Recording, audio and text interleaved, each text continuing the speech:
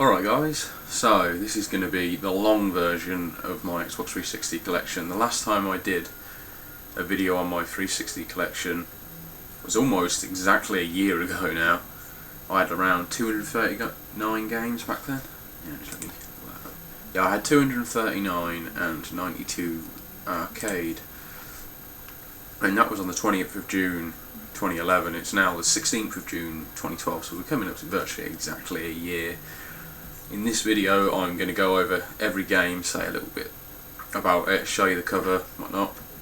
I'm also going to load a shorter video at the same time, which will just be a simple overview, because I understand that this video is probably going to be very lengthy. I might not even record it in one sitting. I'm going to go and say this video is probably going to average at an hour, but you can probably see in the time scale at the bottom. If you watch it all, you're a fucking trooper. The other video will probably only be about 5-10 minutes long, so if you really don't have that much time on your hands, I recommend you go watch that one.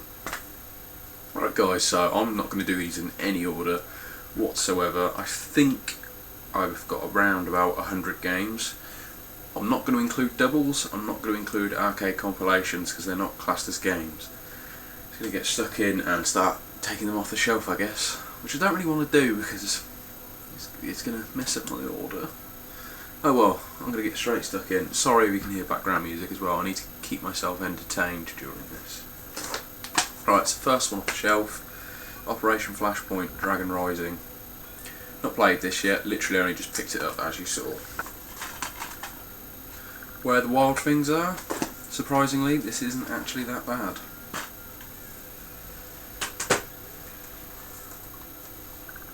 Homefront, again I haven't played this. Assassin's Creed Revelations. Now I just finished Assassin's Creed Brotherhood, which was good, but nowhere near as good as Assassin's Creed 2. The ending on Brotherhood was a piece of shit. I hope this is going to kind of explain it a bit. Look forward to playing it all. Spider-Man Edge of Time, absolutely fantastic game. If you're going to get one Spider-Man game for your 360, buy this one. And The Witcher 2 Assassins of Kings Enhanced Edition. This game is fantastic, but my god is it long. I've played it about 7 hours so far and I'm still only on the first chapter. There's just so much to do. They've got the AI down to a T in this. You can be walking around a village and, I shit you not, they've actually programmed a guy that when it comes night time to just go around and light every single torch in the villages and towns. It is incredible, absolutely fantastic game, highly recommended. Very detailed. Right, Medal of Honor. This is an okay game. I'm about halfway through it so far. I stopped playing for God knows what reason. I'm not a fan of first person shooters, especially realistic ones, but this one is actually very good. I just said it's okay and I'm saying it's very good. Basically I like it. Warhammer 40,000 Space Marine. The voice acting in this game is absolutely supreme and the melee attacks is fantastic. I've yet to finish it. I'm about 2 hours into it, but I am enjoying it very much so. Need for Speed Hot Pursuit. Don't really know what to say about it. The races are very short on this. I prefer playing as the cops to the... I can't think what to call them. But basically I prefer playing as the cops in this game. It's fun. It's not the best Need for Speed I've ever played. Battlefield Bad Company 2. This game is great. Again, not a fan of realistic first-person shooters, but this one holds my attention quite a lot. Very funny characters. Then we've got Singularity. Still not played this, don't know why. I picked it up a while back, and I bought it with the best intentions to play it straight away. I just haven't touched it. Gonna get on that soon. Next, we have Assassin's Creed Brotherhood. Sorry for light flare, I've got a lamp on at the top so my webcam doesn't lag. For some reason it only works in good light. Good game, nowhere near as good as number 2. The story is really poor and you don't play as Desmond a lot in it, which I found really disappointing. Brink.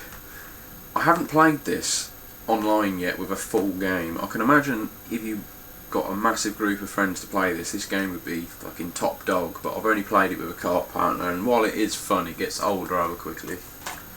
Sims 3. I'm not really a fan of this, to be honest. It doesn't really transpose to consoles that well, but I guess that's to be expected. Bayonetta. This game is absolutely fucking fantastic. I got this the day of release and I played it through about 7 times. Oh, it's just fucking fantastic.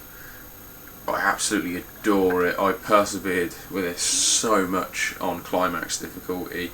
You have a mode in it with the rest of the game called Witch Time, and basically that slows down time so you can dodge bullets and go around and do special moves, but when you play in climax mode, that is taken away and it is very, very challenging. You can compare this to Devil May Cry, and a lot of people still prefer Devil May Cry to it, but to me this just absolutely trounces it. I can't wait for a sequel to this. I believe you can play as Bayonetta in upcoming game called Anarchy Reigns. I can't wait to play that. Just so I can play as Bayonetta. Then we've got one I can't pronounce, which I'm guessing is the Saboteur. Don't know. Played about 5 or 6 hours of this so far. It is very good. I love the noir style of the Nazi run areas. I'm not actually a fan of the coloured areas in the game. Sorry, I got enchanted by her ass. Yeah, good game, recommend it. Okay, next we have Ghostbusters, the video game. I've played 3 or 4 levels of this and it is very good. I don't know why I stopped playing it for some reason. Duke Nukem Forever. What a disappointment. Loading times on this game are unbearable and I just can't get on with it. Yet to play the multiplayer on it yet though. Next we have a very, very, very tatty Colin McRae Dirt. Look, it looks like something bloody chewed the top corner. Not good, but this game is actually surprisingly good. Next we have Forza Motorsport 3. Awesome game. Next we have The Legend of Spyro Dawn of the Dragon. I have yet to play this game in co-op, but single player it is a blast. A lot of people don't like it, and I didn't like the change of direction for artwork style for Spyro. But the game itself is actually very enjoyable. Bollocks the haters, I like it. Next we have the Tin Limited Edition Collector's Edition of Mass Effect 1. This game is absolutely fantastic. I love it. It's a brilliant edition as well. I love tin editions like this. I wish they'd do more of them. There was a massive phase around about the time this came out where games, all Collector's Edition, were coming out in a big tin with artbooks and stuff, and they phased it out. I don't know why. I really like the edition. Anyway, the game is absolutely fantastic. Very much recommended. Right. Next we've got Mass Effect 2. This game is good. I haven't finished it yet, but it's nowhere near as good as Mass Effect 1. I don't like all the RPG elements they took out of it. They made it more of an action game, and that's why it doesn't appeal to me as much. It's still a very good game. The story is absolutely fantastic of what I've seen so far, but Mass Effect 1 is 10 times better in my eyes. Right, Red Faction Guerrilla. I'm about halfway through this, really, really, really enjoying it. I stopped playing it for God knows what reason. In fact, I remember why I stopped playing it. I got to a point where I had to destroy a building that was on top of a mountain, and I could not for the life of me figure out how to get up there. I think you've got to get a flying vehicle or a helicopter or something, but I just couldn't find it. Good game. Next we've got Red Faction Armageddon in the hollow sleeve. I don't know if that's transposing on the webcam, but there's the game itself. Not played this. It feels very, very linear in comparison to Guerrilla. Neither of the games are as good as Red Faction 2. They should have kept this series first person, but it seems like a good play anyway. Next we have Vanquish in another holosleeve. Good holosleeve. I hope that's going well on the camera. Not, there's the case. This is an absolutely fantastic game from the same developers that brought us Vanquish. It's so fast paced. Story is fantastic, voice acting is fantastic. The same guy who voices over Solid Snake does the main character in this, and it's just brilliant. Very, very cheesy and over the top though. Next we've got Bulletstorm Epic Edition. Like most people, I bought this for the Gears of War 3 beta, but the game is actually very good and very funny. The ending is very weak. Very, very weak in fact, but the game is very, very entertaining. About halfway point you get to control some massive dinosaur, and some of the lines in it are just fucking hilarious. There's one line in it, I can't say it and do it justice, but it just says, "I kill your dick," and that line cracks me up every time I hear him say it. Next we have the tin edition, limited edition of Gears of War. Came out around about the same time as Mass Effect 1, like I said. It's in the same kind of tin. Fantastic edition, fantastic game. I still say this is my favourite Gears of War, just because it has a lot of horror elements. I remember the first time I played this, and you walk around the corner of your cell, and you walk into a hanging corpse, and it scared the shit out of me the first time I played it. Graphically amazing as well. I know they outshone themselves with the sequels, but I still love that game. Next we have a really bad limited edition, and that's because it's in a cardboard sleeve, and this one is very tattered. I got it pre-owned, and I'm going to have to get it replaced. It is a nice edition if you ignore all that, because it has a slimline tin and the collector's book inside, but it's so hard to keep slipcovers in good condition. This game is brilliant though. I've spent so much time on it. Fantastic, well recommended. Not as good as the first one though. Next we have the Steelbook edition of Gears of War 3. I do have the Epic edition with a statue back there, I don't know if you can see it, which includes a limited edition, but I won't show you that one, you can see it clear as day over there. Fantastic game. They took away all the horror elements out for this, but it's so action packed, the story's brilliant. Some shocking moments in that game as well. Next we have Shadows of the Damned. I've not finished this game yet, and I don't know why, because this game is absolutely fucking fantastic. Again, it is hilarious, so many funny lines throughout the whole thing. Well recommended, this one. You can pick it up cheap now as well. Next we have Deus Ex, or Deus Ex, Human Revolution. I'm not sure if I like this or not. I really loved Invisible War in the first game, but I'm not getting on with this too well. I don't know if my tastes have changed or if this just isn't up to par. I've yet to finish it, but I'll definitely play it through at some point. Next we have the 3-disc Epic game, which is Rage, which I've never noticed it says that before, from the creators of Doom and Quake. This is a good game, but it feels like it should be 4-player co-op. I have played some of the co-op missions which were fun, but the campaign, the only way I can describe it is it feels very lonely. I'm not far into it yet, so can't say too much about it. I will finish it at some point. I hope it kind of opens itself up a bit more as you go along. Next we have a fantastic game, which is Marvel Ultimate Alliance. I've not finished this one myself. I played it on co-op with my cousin fucking years ago when it came out, and I loved it. I got it for myself to play through. I just haven't got around to doing it yet, but this is a fantastic game. Fucking quite pricey now as well. All the Marvel games seem to be retaining their price and rising up for some reason. You're lucky if you can get one for under 20 quid these days, so they're a good thing to keep hold of at the moment. Next we have Marvel Ultimate Alliance 2, which is just as good as the first one. It's fucking fantastic. I love games where they just combine a shit ton of characters and make them interact. Next we have Batman Arkham Asylum. I think this game was incredibly overhyped, but it was very good at the same time. Thoroughly enjoyable experience. Then we have the Steel Tin edition of Batman Arkham City. This game isn't as good as Arkham Asylum, but still very enjoyable. Recommended both. Next we have one of my favourite games of the system, and that's Castlevania Lords of Shadow. This game takes a while to get into, but by the time you get to Disc 2, the story is just so gripping, you just have to finish it. Fantastic.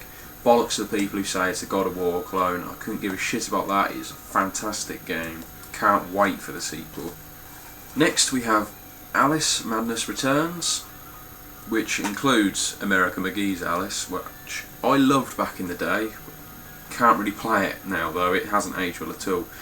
This game is very beautiful, especially the first level where it's very bright and very colourful, very endearing, but as you get into it, it gets really dark and it's just more of the same over and over again. It becomes very bland.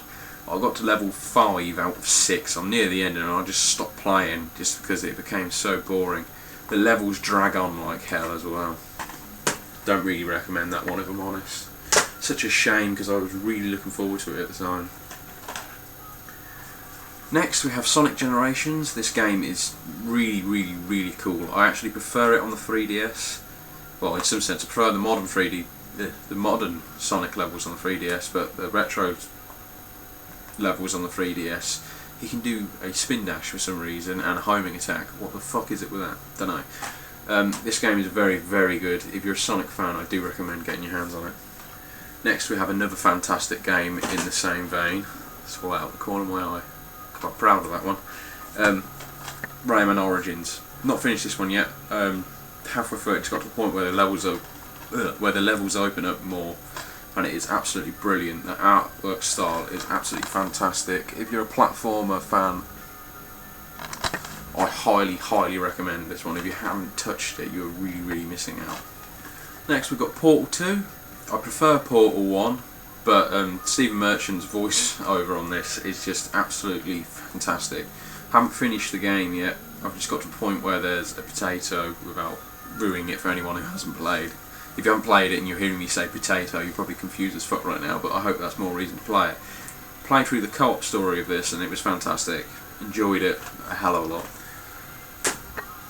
The multiplayer has quite a fair amount of problems though. Don't know what was the big gap there. My throat's getting dry, sorry. Still haven't managed to shift this man flu of mine. As I was saying, the multiplayer is quite laggy, it has its problems, but if you persevere you will really, really enjoy it. Next we have Blur, which is a fantastic arcade style kart game with real cars. It is really, really good. I was put off this at the time because the advert showed a Need for Speed like scenario running alongside a Mario Kart scenario, and the Mario Kart characters jump out, look through the fence and look longingly and wishfully for the Need for Speed scenario, and that really put me off because I've always been more of a kart racer fan. But it combines both styles beautifully and it's a fantastic game. Hell of a lot of fun online, which runs flawlessly, by the way. Next we've got Halo Reach. I haven't finished the story on this yet, and I've played a bit of the multiplayer and it is enjoyable. The story is enjoyable as well, but stupidly there's an achievement on it that is worth like 150 points, which is completing legendary mode solo. I jumped in trying to get that straight away and it is just fucking ridiculously hard on your own. I will do it at some point. I'll probably give in and do it with a couple of mates. I look forward to finish it. I'm not a massive fan of the Halo series in general, but that one is quite good. Next we have Red Dead Redemption. That is annoying. We have Red Dead Redemption. When this game came out, I didn't want to go near it. It was so overhyped. I just didn't want to touch it, but I've gone back to it now and it is quite an enjoyable game. When it first came out I experienced many, many glitches. You first start out, you go meet a bloke in a bar and both get on horses and you have to follow him. Twice I did that part. The first time I got on my horse and my horse just sank into the ground. I couldn't do anything and it broke the game and had to start it again. Second time, got on the horse, got to the same spot, but this time instead of my horse sinking, it flew fucking thousands of miles into the air. Then my horse kicked me off, I fell to the ground, died, had to start again from the beginning because of the save point system. Really annoyed me, but I've played about 6 hours of it now and I've just got to Mexico and it is really quite an enjoyable experience. I won't get Undead Nightmare until I finish the main story of this though. Right, next we have Banjo-Kazooie Nuts and Bolts. A lot of people don't like this game, but I don't think they've really given it the chance it deserves, because once you get into it, it really is fantastic and it does hold that classic Banjo-Kazooie feel. Yes, it has vehicles, but there's a lot of platform elements to it as well. Very creative, a lot of fun online. Fantastic title, highly recommended. Next we have 99 Nights 2, which is very, very good, especially online. There's I can't remember what the mode's called. There's a couple of modes where it's like a quest and you've got to do puzzles, and like one character will start one end of a maze, your other character will start the other, and you've both got to flick certain switches for each other for you both to progress and to meet in the middle. It actually reminded me a lot of the first level of Phantasy Star Online Episode 2. I can't remember what that level was called, I was always an Episode 1 player, but it was very reminiscent of that and it was very, very good. Highly enjoyable game. I haven't actually played a lot of the single player because the co-op is just so much fun. Much better than the first game as well, by the way. Very different as well. Next we have Dead Island. Haven't played a lot of this one. there's just something about it that I can't get into. All the characters are pretty much the same. It just feels like there's no variety in it, and it just gets very bland very quickly. I have played some of the arena on co-op, which is quite fun, but incredibly overhyped I feel so far. I will go back to it one day, but very disappointing. Hopefully they'll get it right in the sequel. Next we have Darksiders. This is a fucking fantastic game. A lot of people say it's a Zelda clone, but if it is, they've done it superbly. And every Zelda game is a clone of itself, and you enjoy them. Don't be put off this because people say that. This is fucking brilliant. Very, very good game. Can't wait for number 2. Don't think it's going to top this one because I prefer War as a character than Death. Death looks a bit emo for me. But yeah, this game is fantastic. Next we have De Blob 2, which is a very, very good game. I recommend this to anyone. The only way I can describe this game, and I have done in the past in reviews, is by saying that it's the only way to get a classic Nintendo feel from your Xbox 360. It is very light-hearted, very fun. It's just platforming at its best. It's brilliant. The levels are quite long, so I wouldn't bother playing a level unless you have a good hour on your hands, but it's a very, very good game. It's nice to have that much colour on the screen at the time. Next we have Left 4 Dead 2, which is an okay game, I guess. Left 4 Dead really wasn't my thing. Right. Then we have a limited edition Dungeon Siege 3. Don't really know what's limited about it. You get some in-game rings which aid your character somehow. I haven't played too much of it, but it is very good. It's unlike all the other Dungeon Sieges. The one thing that annoys me is you can't use your own character in online co-op matches, which really pisses me off. It's got join online or local co-op at the touch of a button, which is a good thing in one way, but it does mean your character doesn't get transferred over, which means you're not aiding your character or your quest in any way by helping someone else out, and it's not really incentive to play. Crikey, this is taking a while. Damn fucking Australian then, crikey, I never said that word before in my life. I'm going to take a little bit of break by having some coffee, which I've made horrendously strong. Oh well. Right, let's get back in there. That was only one row out of like 6. This is going to go on for a bloody while. I don't have a timeline at the bottom of my recording, so I don't know how long it's going on for. Anyway, back onto it. I don't care how long I drag this out because it's going to be a long video regardless. If I feel like I need to say something, I'm gonna. Right, next we have Kane and Lynch Dead Man. Dead Man? Dead Men, sorry. This is a very good game. It's a shame that it's couch co-op only. Next, we have the sequel, Kane and Lynch 2, Dog Days, limited edition version. This game is absolutely fantastic, much better than the original. I don't know why it received so much flack. They tried to keep it in a gritty style by making it feel as though you're controlling a cameraman that's following your characters, and it like moves and shakes, and it's very good. It creates a lot of atmosphere. It's very, very enjoyable. A lot of people didn't like that. Very innovative game. Fucking highly recommended. You can pick it up cheap as chips as well. If you've got a co-op mate to play this with, do it. It's only about 5 hours long, but it's a very, very enjoyable game. Very well thought out. Next we have Resident Evil 5, which is a good game if you play with a mate. It's not a Resident Evil game. Let's just call it Resident Action Man Hero 5. Yeah, it's an okay game. It's not Resident Evil. To me, Resident Evil 4 killed the series. But it's fun if you've got a co-op partner. The AI in it is fucking atrocious. Next we have Looney Tunes Acme Arsenal. I think I'm saying that right. This is a very, very fun game. It's quite hard to get hold of. I never ever see it in the wild, and if you're going to buy it online, be prepared to fork out around £17 for it. I found this in the wild. But this is a very, very good game.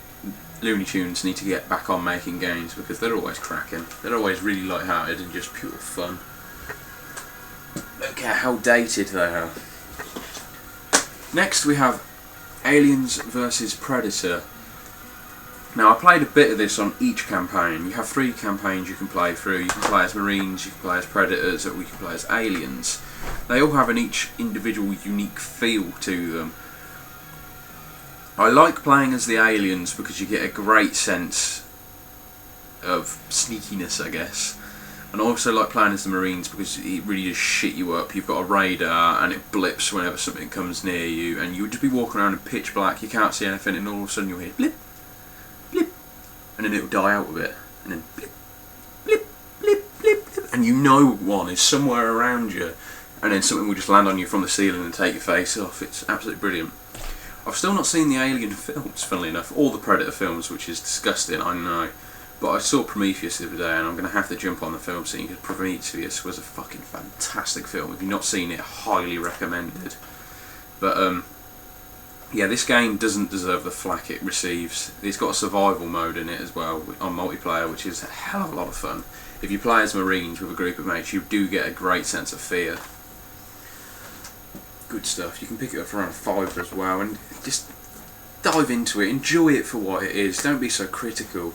Don't expect a shit ton from games, especially if you spend £5 on it. Come on, I mean that's lunch.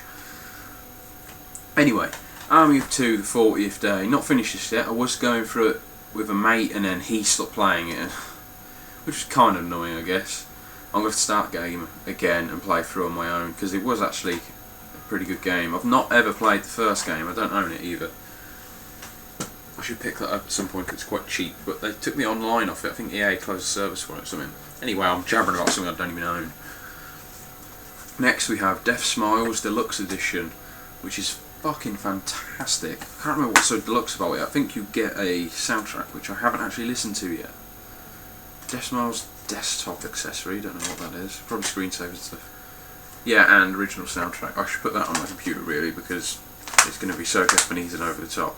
But yeah, this is a fantastic shmup or cave shooter game. Highly recommended. Cheap as chips as well. Buckets of fun. Right, next we have Left 4 Dead. Again with Left 4 Dead 2, it's an okay game. Not really my thing. The zombie thing has very much been overdone at this stage. Next we have Dead to Rights Retribution, which is a very, very good game, I feel. I got very attached to the dog in this. I can't actually remember his name. It's been a while since I played it. I got very near the end of the game and then stopped playing it because I think it got Dragon Age, and that put me off it. Well, it didn't put me off this game till this is still fantastic. It just distracted me.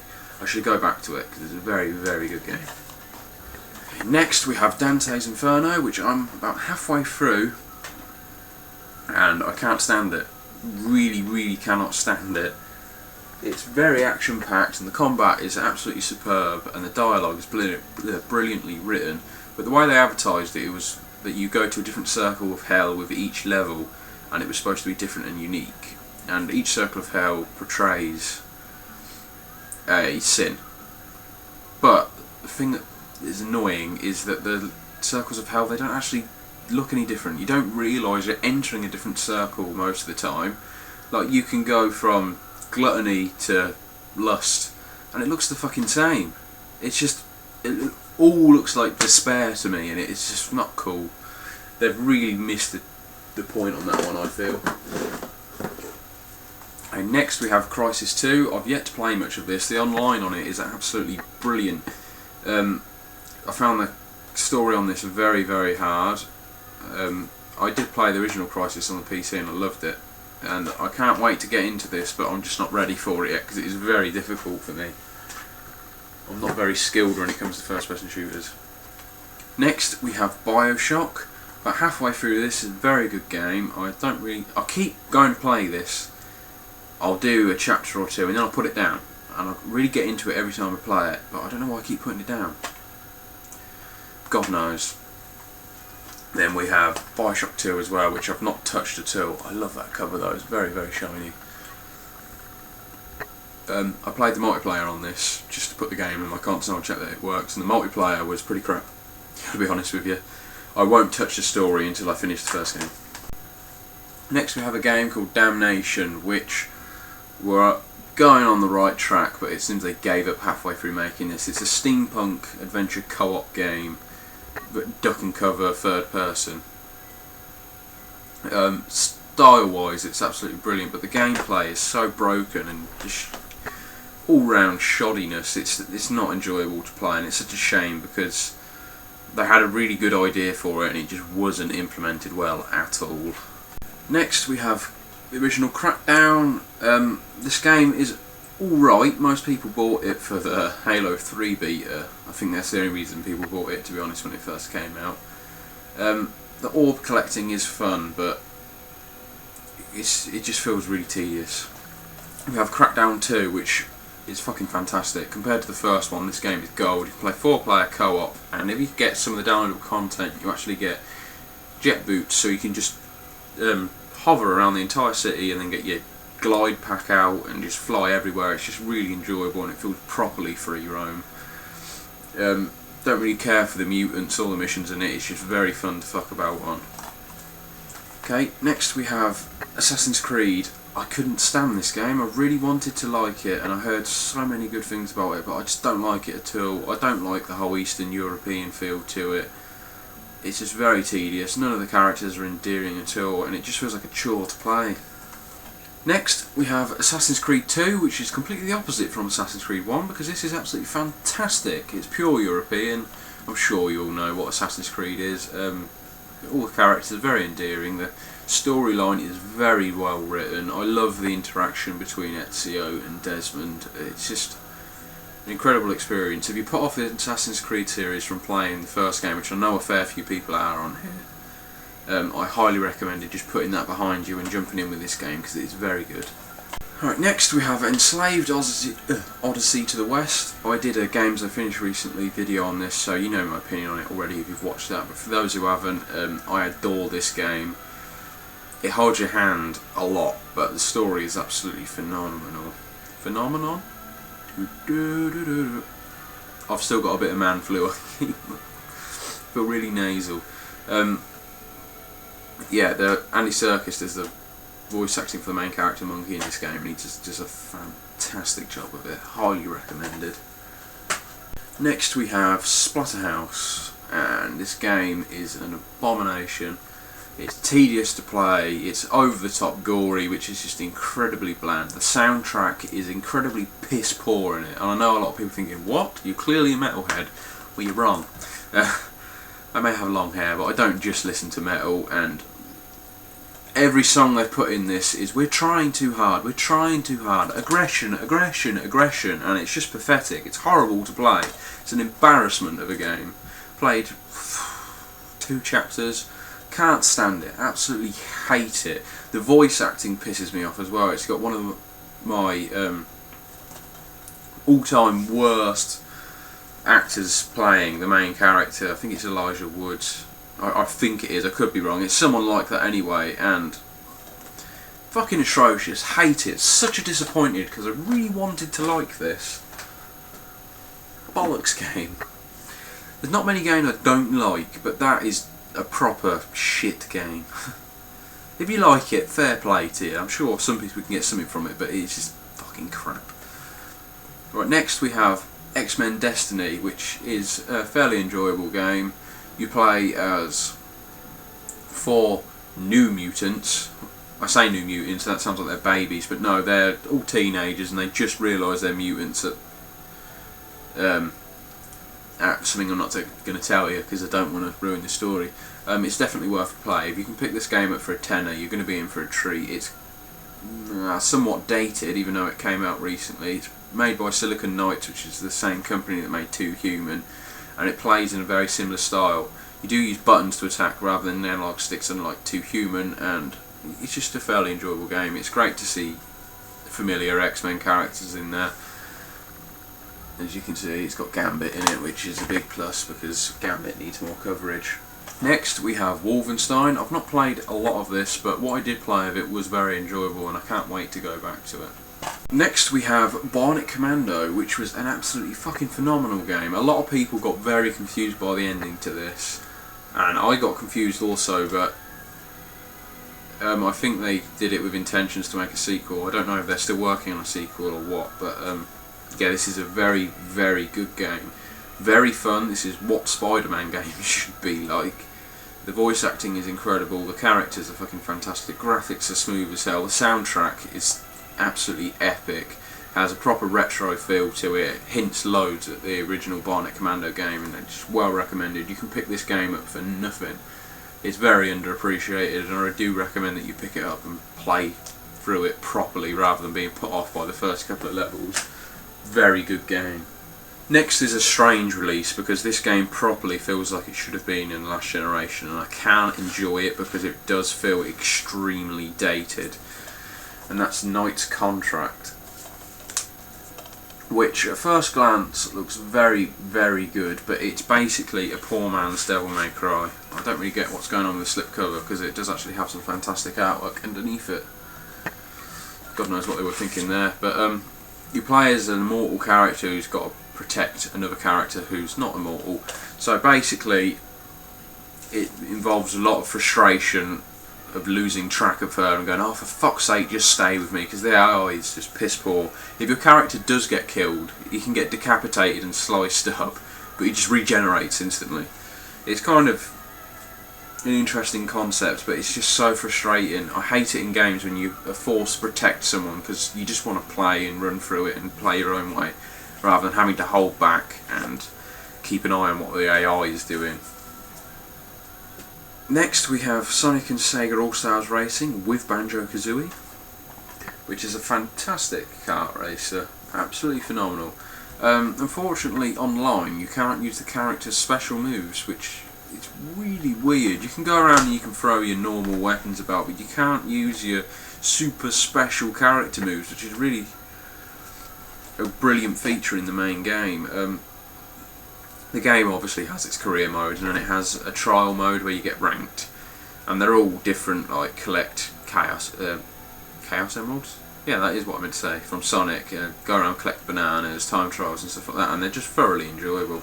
All the characters are in it are fantastic as well, and Banjo-Kazooie fits in perfectly. Next we have Halo 3. Wasn't a fan of this game at all. I played the multiplayer a lot back when it first came out, just simply because everyone else was playing it and it was a great way to socialise, but I've never got into it.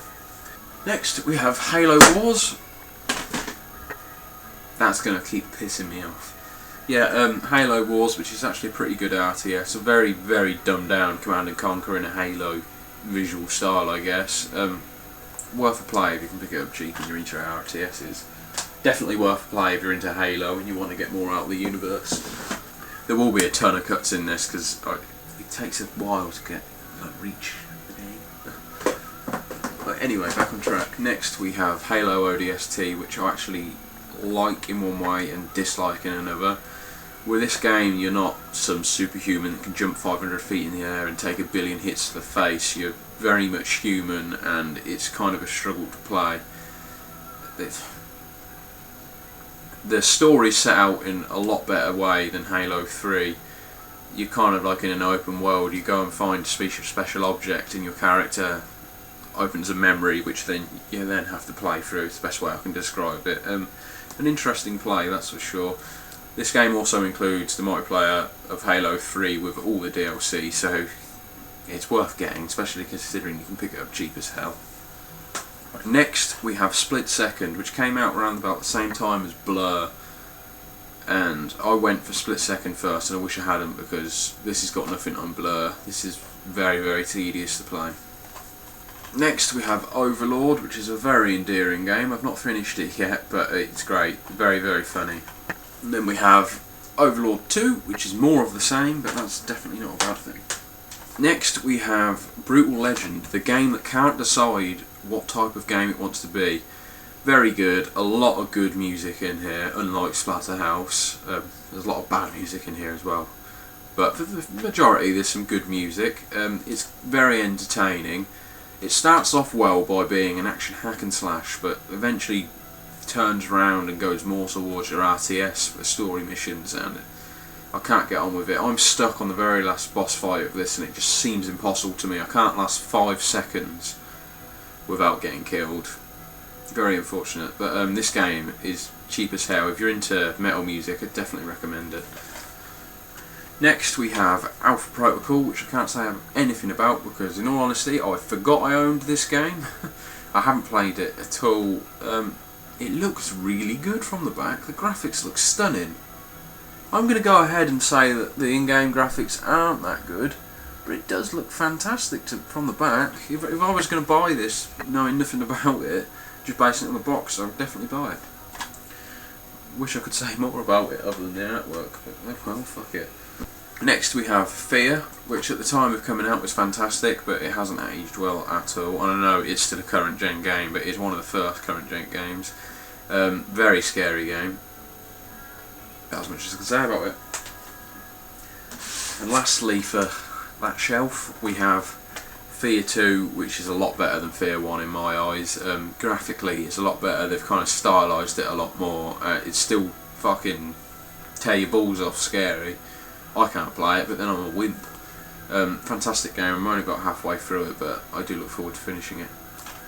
The thing we do in this video is I'm picking up games that I forgot I had, and it's really good to see the front cover again, because usually they just shit on your shelf. Sit on your shelf, and you kind of forget what you've got. Some people would say don't have so many games then, but oh, fuck it. I want to have a big collection. I'm going to put what I've taken off back on my shelf, and then start with the next one. Now would be a good time to pause it and go get a coffee. I was thinking about splitting this up into parts of videos, but you know what, sod it, I don't want billions of videos on my page about the same thing. It's going to be one very long video. If you've stuck with it this far, good on you. Anyway, I'm going to have a bit more of my coffee and put them on the shelf. Right, I'm back with a fresh mug of coffee, hope you are too. Gotta enjoy a brew while watching YouTube. There appears to be a beard hair on my screen and it's annoying me. You didn't need to know that. Anyway, games are back on the shelf in their respective places. Looks a little bit different, I'm sure I put something back wrong, but either way, let's start with the second shelf. Pile to hand here, and we have Samurai Shodown Zen. This is an SNK beat 'em up.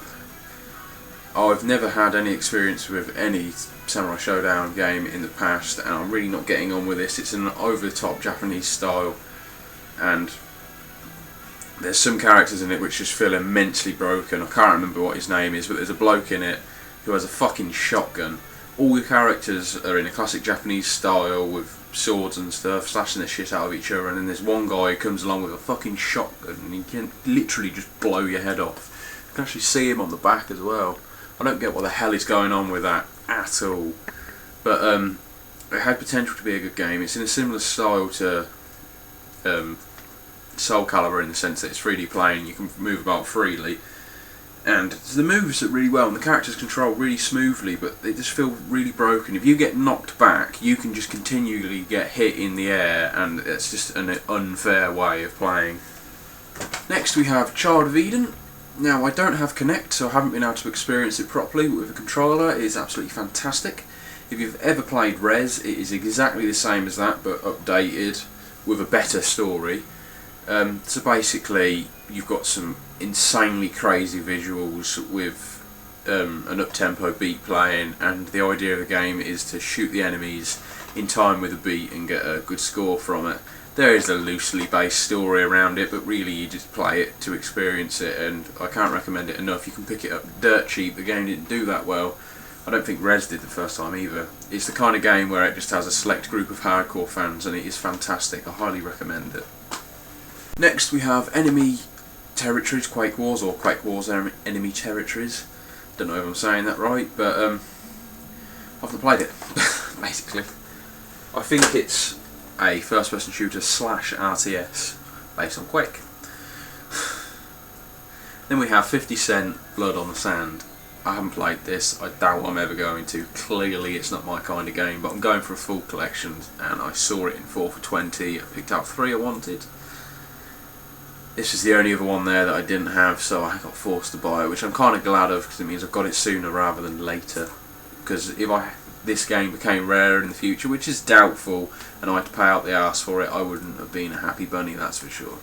Right, next we have Splinter Cell Conviction, which is a very good game for single player, but the co-op seems fucking balls to the wall hard. I can't get on with it at all. This game holds your hand a shit ton in comparison to other Splinter Cell games, but it is very good. Very, very good. Next we have a double pack, which I'm going to count as 2 games because they appear on your game card as 2 games, and they are 2 games. And that is Burnout Paradise, The Ultimate Box, and Trivial Pursuit. Both are fantastic games. Burnout Paradise, yeah, that is its name. I was going to call it The Ultimate Box for a second. Burnout Paradise is a fucking fantastic game. Hell of a lot of fun, especially in multiplayer. And Trivial Pursuit I've just played with my other half and we've thoroughly enjoyed it. Brilliant game.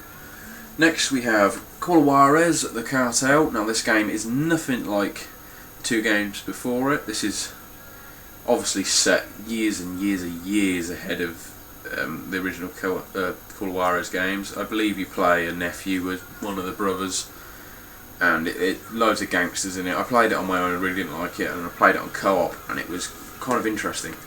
It's got a really weird mechanic to it, I guess, where you play, it's 3-player co-op maximum, and you play as 3 cops all doing the same case, but they're all against each other at the same time. Now, each character has their own objective within the story, and you're kind of against your co-op partners. You're trying to, I don't know how to explain this, I'm doing a bloody terrible job. Example, you could be playing as Ben McCall, I think his name is, and you'll get a phone call, and it'll be like, oh, you have to steal a purse, it's evidence for a certain thing, also be wary of what's-her-face because I think she's involved with a drug trio. And that other character would get a phone call at the same time saying, have you got the drugs? Can you find them? Also, be wary of that Ben McCall, I think he's on your case. So you're kind of working together and against each other to out each other. It's very, very interesting. They haven't done it well, but it's a very good mechanic, and I hope more games do it. So follow along with it. That was a very bad explanation. Fuck it. Next we have Lost Planet 2, a game with a shit ton of replayability. This game is nothing like the first Lost Planet. First Lost Planet being a very linear story, which is brilliant. This, however, look at it the same way that you would look at the movie Sin City, in the sense that it's a load of individual stories that you play through that are then tied together at the end by connecting characters. It's a really, really good game. Story is fantastic if you follow it properly. It's 4-player co-op throughout. It doesn't have to be played cooperatively. It's very playable on your own. A lot of character customization, and you can level up your character and get new weapons. The Xbox 360 version, you can actually play as Marcus Phoenix and Dom Santiago from Gears of War if you finish the game. If you've got a save file from Resident Evil 5, you can also play as Wesker, and if you've got a save file from Dead Rising, you can also play as Frank West. I think it's Frank West. I'm sure it is. But either way, this is a fantastic game. Tons of replayability. The bosses in this are just absolutely out of this world. A whole level can be taken up by a monstrous boss that you can climb on. If you haven't played this, I do highly recommend it because it is one of my favourite games of this generation. It gets a lot of stick as well. Next we have the original Lost Planet, which is in a completely different vein to Lost Planet 2. Very good single player experience, and the multiplayer on this is also fantastic. Very unique, very, very good game. Next we have Mindjack, which is a very underrated title, I feel. It went under the radar for a lot of people. It's what I like to call a potential Dreamcast game, in the sense that it's very arcadic. That's probably the wrong word. It's very arcade style. It's point based. The levels are point based, that is. There's also a mechanic on it where you can invade people's games and you can hack the enemies in another person's game and prevent them from doing their single player experience, and it's very, very enjoyable. You can also hack into another player's game and help them kill the enemies as if it was a co-op experience. Very good game. I'm not sure what's going on with it yet. I'm about 3 levels into it and I'm stuck on a boss, which is very hard. I need to get a few people to help me out, but very interesting. Went under the radar for a lot of people. You can easily pick this up brand new for a $5, and you know what, it's really worth a try. They tried to do something different, and yeah, they didn't do it right, but most things never do go well the first time around. Next we have Mercenaries 2, Wild in Flames. I've not played much of this. I played it for an hour or so when I first got it, and I've not really picked it up since. I don't know if it's supposed to be a humorous game. I'm guessing it is, but one story mission that I played, I had to go find a vehicle called the Destroyer, go to my mission target, there's a massive tank there, you're like, shit, yeah, I'm going to get to drive this massive tank. And you walk behind it and there's a little pink moped, and it turns out that that is the vehicle that you have to hijack, and it's really quite amusing. I should really get back into it. Next we have the orange box. Every person should have this game in their collection. The Portal alone. Team Fortress 2 is a very good game, but unfortunately the servers are somewhat dead on it now. It takes a while to find a full game, but if you can, it is a very enjoyable experience. As for the Half-Life games, I've not actually had much experience with them yet. I've yet to play them. Obviously, I've heard good things about them. I'm sure they're brilliant. Understanding that they're in a similar style to Portal in the sense that they're physics based, but yeah, I'm going to get around to playing this sooner rather than later, I think, because I've just got myself intrigued. There's something about playing a game that's a classic that you've never played before that's a really odd experience. Right, next we have Two Worlds. This game is very, very poor, couldn't get into it at all. Okay. Next we're on to a pile of beat-em-ups, which is the only kind of game I really group together because I like playing them a hell of a lot. And the first is going to be at the top of my pile because I really love this game. And that game is Ultimate Marvel vs. Capcom 3. This game is absolutely fantastic. It's such a shame that more people didn't get this after playing Marvel vs. Capcom 3. But this is an improvement in every way. There's a mode on it called Heroes and Heralds, which is just thoroughly enjoyable. If you liked Marvel vs. Capcom 3, this is more of the same, but they did add more to it, and it's not just extra characters. There's a lot more modes in it. The online is a ton better, and the characters are more balanced out, and it's just fucking fantastic. Brilliant game. Then we have Marvel vs. Capcom 3, which is just a fantastic game. I've just covered it with Ultimate, but Ultimate is better than this in my eyes, but this is thoroughly enjoyable. This is my proudest Fowls game score as well. It took me the longest time to do all the trials on this, and also beat a First Lord online. Fantastic game. Still not as good as Marvel vs. Capcom 2 though, but fucking it's the closest I can get, because Marvel 2 on the Xbox 360, it pissed me off that you can't unlock the characters, you just start with them. Where's the fun in that? Not everyone just likes to play beat-em-ups online. I really like my arcade experience, just on that quest to constantly better your score. Right, next we have Super Street Fighter 4, which is a fantastic game. It's just Street Fighter. And then we have Street Fighter 4, which is the same as Super Street Fighter 4, but with less. Still a fantastic game. I prefer Street Fighter in 2D though. Next we have Street Fighter Cross Tekken, which is just absolutely fantastic. We have Tekken 6, which is a very, very good game. The story is very odd. It's in a like Final Fight style on a 3D plane.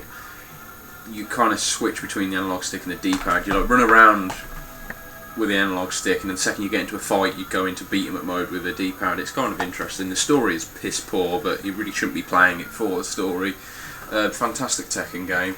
I was actually one of the first people to get 1,000 game score on this. I got a message from one of the Xbox ambassadors saying, "Well done for completing it, and can you give me any tips on fighting Nancy?" And no, I can't. She was a bitch, and I was very lucky to beat her. Good game. Next we have BlazBlue Continuum Shift Limited Edition. I don't have the big box here. It's in the living room on top of a glass cabinet. Can't be bothered to go and get it. Very good game. It's a very nice limited edition. It's a shame it's in a cardboard box though. You can see the bits that you get on the back of the case. Just an art book and some character cards and whatnot. Yeah, very good game. Then we have BlazBlue Calamity Trigger, which is fantastic. By the way, the stories in these games are very confusing, and it is worth buying both games for the sake of the story because they're brilliant. Very anime, Japanese, cheesy style, and they're just over the top confusing, but they're brilliant. The online on these games is absolutely flawless. You never get any lag, and all the characters have their own unique style of fighting. Not in the sense of Street Fighter where they all have the similar combos. Every character in this controls completely differently, which is very, very fresh. Very good game.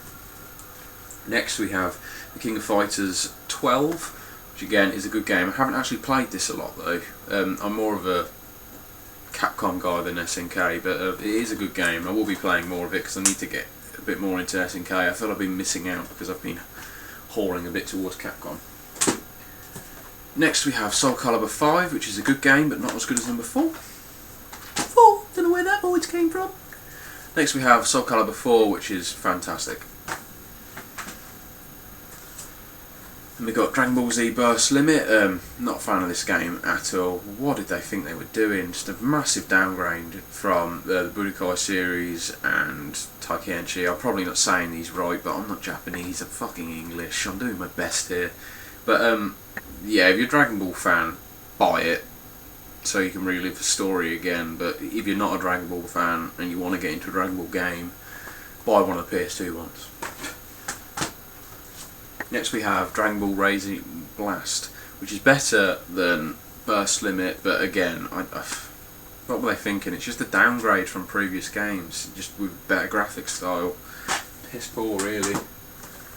Next we have Mortal Kombat vs DC Universe, which is really not a good game at all. It is so dumbed down, and I just can't get along with it at all. Next we have Virtua Fighter 5, which is a very, very hard game, but very, very good. And then we have Dead or Alive 4, which is actually my favourite of the Dead or Alive series, funnily enough. That will surprise a lot of people, but I really love this game. I don't know if it's because I've spent the most amount of time on it.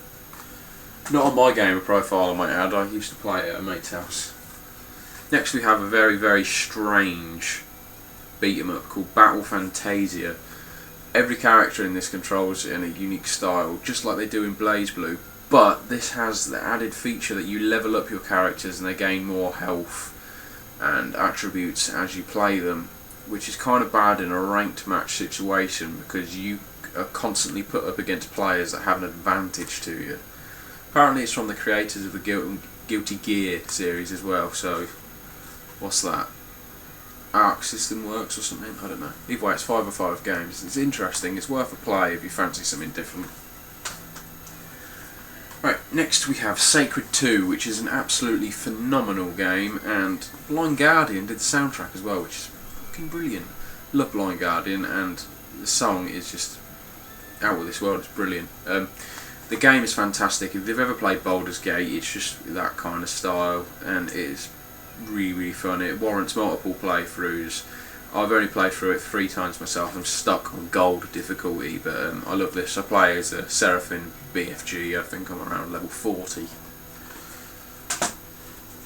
Next we have Dragon Age 2, which is a good game. I got into it and stopped playing for no reason. Don't know why. Then we have Dragon Age Origins, which I really couldn't stand. I hate the battle mechanics in this. Brew time.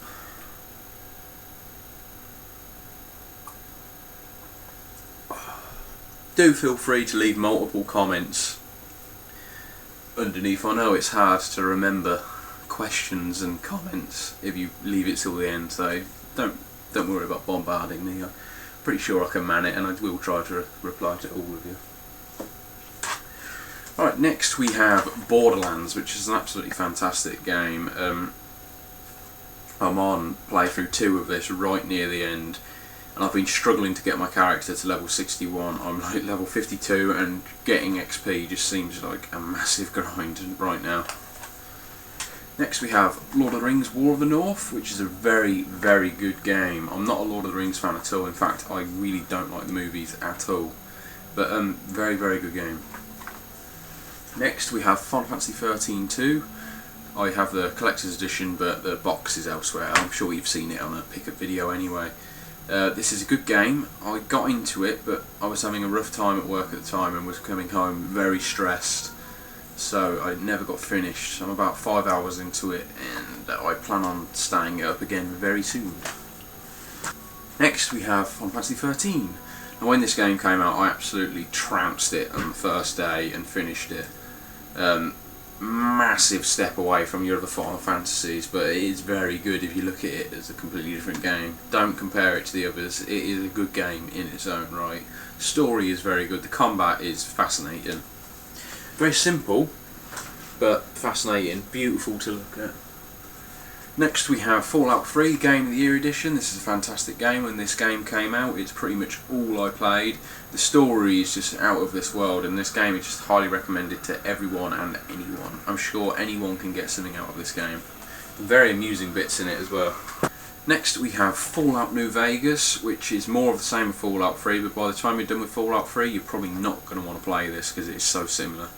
Couldn't get on with this at all. In Fallout 3 you start off with your character from birth to death, and in this you just start off as some random who's been hit in the head and buried in the desert, and you don't have a personal connection with your character at all, and because of that reason I couldn't get into it. Next we have Fable 3, again the collector's edition. I've got the big box elsewhere. You've probably seen it in a pickup video before or in one of my other videos. Yeah, this is a very good game.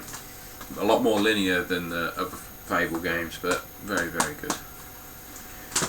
Then we have Fable 2, which is better than number 3, but not as good as the first. Next we have Blue Dragon, which is an absolutely phenomenal RPG. I've never completed it. I got right to the end, like virtually at the end boss. And at the time I was really struggling for money, so I had to sell my Xbox and I lost all my save data. And since then I've yet to start it again, but I will have to at some point because the story was going in a fantastic direction and I really want to see how it ends. Unfortunately that means playing through all 3 discs again to find out what happens. But yeah, very good game, highly recommended. Next we have Star Ocean, The Last Hope, and it's just a standard edition unfortunately. I do want the collector's edition, or is it called the limited edition? I don't know. Either way I want it for the soundtrack, and the box for that edition is just really, really nice. But this is a really, really good game. I'm just at the end of disc 1 and I put it down there to be played again because I got another RPG that took up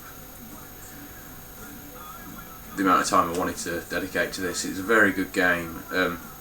Not enough nice things I can say about it. It's highly recommended. Next we have my favourite RPG of all time, and that game is Lost Odyssey. 3 moments I can pinpoint in this that actually made me cry. It is just very good. The story is incredible, and I mean it's just out of this world. I can't recommend it enough. If you like RPGs, go dive into this because it is absolutely phenomenal. I keep saying like I'm saying phenomenal every time I say phenomenal. I just want to go do do do do do. Habit, bloody Muppets. Right, next we have Resonance of Fate. Very strange game. Couldn't really get into it. The battle system in this is very, very complex. I couldn't really get my head around it. I'm sure you could if you played it more, but for the hour and a half that I put into it, I weren't getting into it, and it just confused the hell out of me. Next we have Nier, which is another game I fucking adore. So many references, Easter eggs and cameo appearances in this game. The story itself is fantastic. The characters have a lot of personality, and if you haven't played this game, you really need to go and try it out. This game has something for everyone. Next we have Arcana, or Arcania Gothic 4, which is a very good game. The graphics are brilliant, but I just couldn't dedicate the time to it at the time that I picked it up. I got about 4 hours into it and I was really enjoying it, but I couldn't give it the time it needed, so I just went on the shelf to gather dust. I will go back and play it at some point. Next we have Risen, which is very, very similar to Arcania Gothic 4. Very good game. Graphically it's not up to par, but the story is fantastic. Next we have Infinite and Discovery, which I can't really get into, and I got it at the same time as I got another RPG. I can't remember what it's called. I think it might be The Last Remnant, and both games are in similar style and have exactly the same voice actors, and I was playing through them at the same time. Literally I'd dedicate an hour to this and then I'd dedicate another hour to The Last Remnant, and I just got the games so crossed up and confused, and it's ruined both games for me. I can't enjoy them because I've ruined the experience for myself. I should go back at a later date and just do one at a time. The combat on this I couldn't really get into, but the story seems fairly good. Next we have Eternal Sonata, or Sonata, I don't know how to say it. Does it matter? This game is very good but very hard at the same time. I've been stuck in the same spot for years now. I keep going back to it every now and then to try and get past it, but I just can't fucking do it. I'm at a point where I really need to grind up my characters to get past the boss, but unfortunately there's not very many enemies nearby for me to level up. Next we have Magna Carta 2, which is a very good game, but I haven't put the amount of time I want to in it yet. I will be finishing this though because it is fantastic. One of the harder RPGs to get hold of for the Xbox 360 as well. Not Tales of Vesperia hard, which I don't own by the way, but very hard nonetheless. Next we have The Last Remnant. Like I said with Infinite Discovery, it's playing it at the same time and just ruined the experience for myself. It's a very different battle style to that, which also I couldn't get into. This generation of RPGs, there's been a lot of innovation on the battle systems, and they really need to stop tweaking with it and just stick back to turn-based, because that's where my heart lies, and it works. It's not going to confuse players. Right, and next we have The Elder Scrolls 4, is it? Oh, I don't bloody know. Oblivion. Either way, didn't like this game at all. It certainly ain't no Morrowind. Right, okay, we're getting there. We must be around halfway through by now. Next we have Project Gotham Racing 3, which is a very strong racer, very fun. Then we have Metro 2033, which I couldn't get along with at all. It was very bland. I don't like communist Russia at the best of times, and this just shoves it in your face constantly, and I couldn't get on with it. Next we have Phantasy Star Universe, which is definitely not up to par with Phantasy Star Online, but it's a very strong game on its own. The story is worth playing if you're into your gamer score, because literally you get 1000 G from just completing it, but the story itself isn't actually that fantastic. The online is where this game shines, but it just isn't as good as Phantasy Star Online. It's the closest you're going to get to it nowadays though, unfortunately. Next is a very poor racer called Race Pro. This game is just takes itself far too seriously and I can't get into it. Next is a game called Legendary, which is a mythical beast first person shooter. I think it's based on the Apocalypse. I haven't really played it that much. I should like it technically, but I haven't put enough time into it to fully get a proper opinion. I think I'll like it. Every time I look at the back I think, yeah, that game is for me, but every time I play it I get put off it. Right, next is Sonic Unleashed, which is a good and bad game. For the most part, I don't like playing as the Werehog. I like playing as the Werehog in the easier, earlier levels, because it feels a bit like you're playing Crash Bandicoot, which granted isn't really what you want from a Sonic game. But the actual Sonic levels are fantastic. I'm actually stuck on the very end level of this game, and it's driving me nuts. I keep getting stuck on the same Werehog bit, and it's just frustrates me. Next is Pimp My Ride, which is a very poor game. What the hell was going through their heads when they decided to make this into a game? I don't know. It's not a game that I would own. It's not my kind of game. But again, I'm going for a full collection, and when I was going for 4 for £20, I got 3 I wanted, and I had to pick up another one to get my money's worth, and unfortunately this was the only one there. Again, I'm glad I picked it up, because if this game becomes rare or pricey in the future for whatever reason, which I know is doubtful, it would have pissed me off if I had to pay out the arse for it. Next we have the dreaded Sonic the Hedgehog, or as it's more well known as Sonic 06. This game is good and bad. Technically it's really fun, but at the same time, because of loading times and glitches, it really lets itself down. If they sorted out the loading times and the glitches, this game would be phenomenal, but because of the glitches it's just unplayable. You fall through the floor so often. Next we have Star Wars The Force Unleashed, and I'm proud of myself for saying that without lisping, because I lisp every time I say it. This game is actually very good. I can't wait to get and play the second one. Next we have Iron Man 2, which was a very confusing experience. Nothing like the film at all. They obviously had some problems as far as licensing was concerned. It actually spends a lot of time with Nick Fury, so it's probably more Avengers based than Iron Man based. Gameplay wise, it is fun. It's not as good as the first game, which I don't own because it's hard to get hold of, and when you can find it, it comes up for like 20 quid, and I'm not prepared to pay that for it right now. But you can pick up this game fairly cheap. It's one of the Marvel games which flopped, I guess. It's worth a play if you like your Marvel, but don't expect a lot from it. Next is UDraw Studio Instant Artist, which is good for Gamerscore and nothing else. It doesn't work. Next is Marvel Superhero Squad Comic Combat. This game is surprisingly good, and once you get used to the UDraw game tablet, it becomes fairly enjoyable. Very good for Gamerscore if you're that way inclined. The story is very endearing, and if you like your Nickelodeon feel, classic kids cartoon feel, you're going to get it from here. Hulk's moments are very humorous. Next we have Destroy All Humans Path of Furon, which is a very good game, but again is let down by glitches, which is a common theme with this generation of gaming. It's worth a play. If you can pick this up cheap, definitely get it. But if I remember rightly, it's quite hard to get hold of. It took me a while to find it in the wild. When I say hard to get hold of, I usually do mean in the wild. I know you can get any game online, but prices usually vary. Next we have The Golden Compass, which I've yet to play any of. It's a movie game, so I'm not expecting a lot from it. I hear it's one of the better ones though, oddly. Next we have Dark Sector, which is a semi-good game. They had some great ideas, but they didn't implement them too well. Fairly short game, well worth a play. Next we have Condemned, which I've only played 3 levels of, and literally shat myself. It's just too scary for me. Unfortunately, I am too much of a pussy to play this. It's very, very good, but so scary.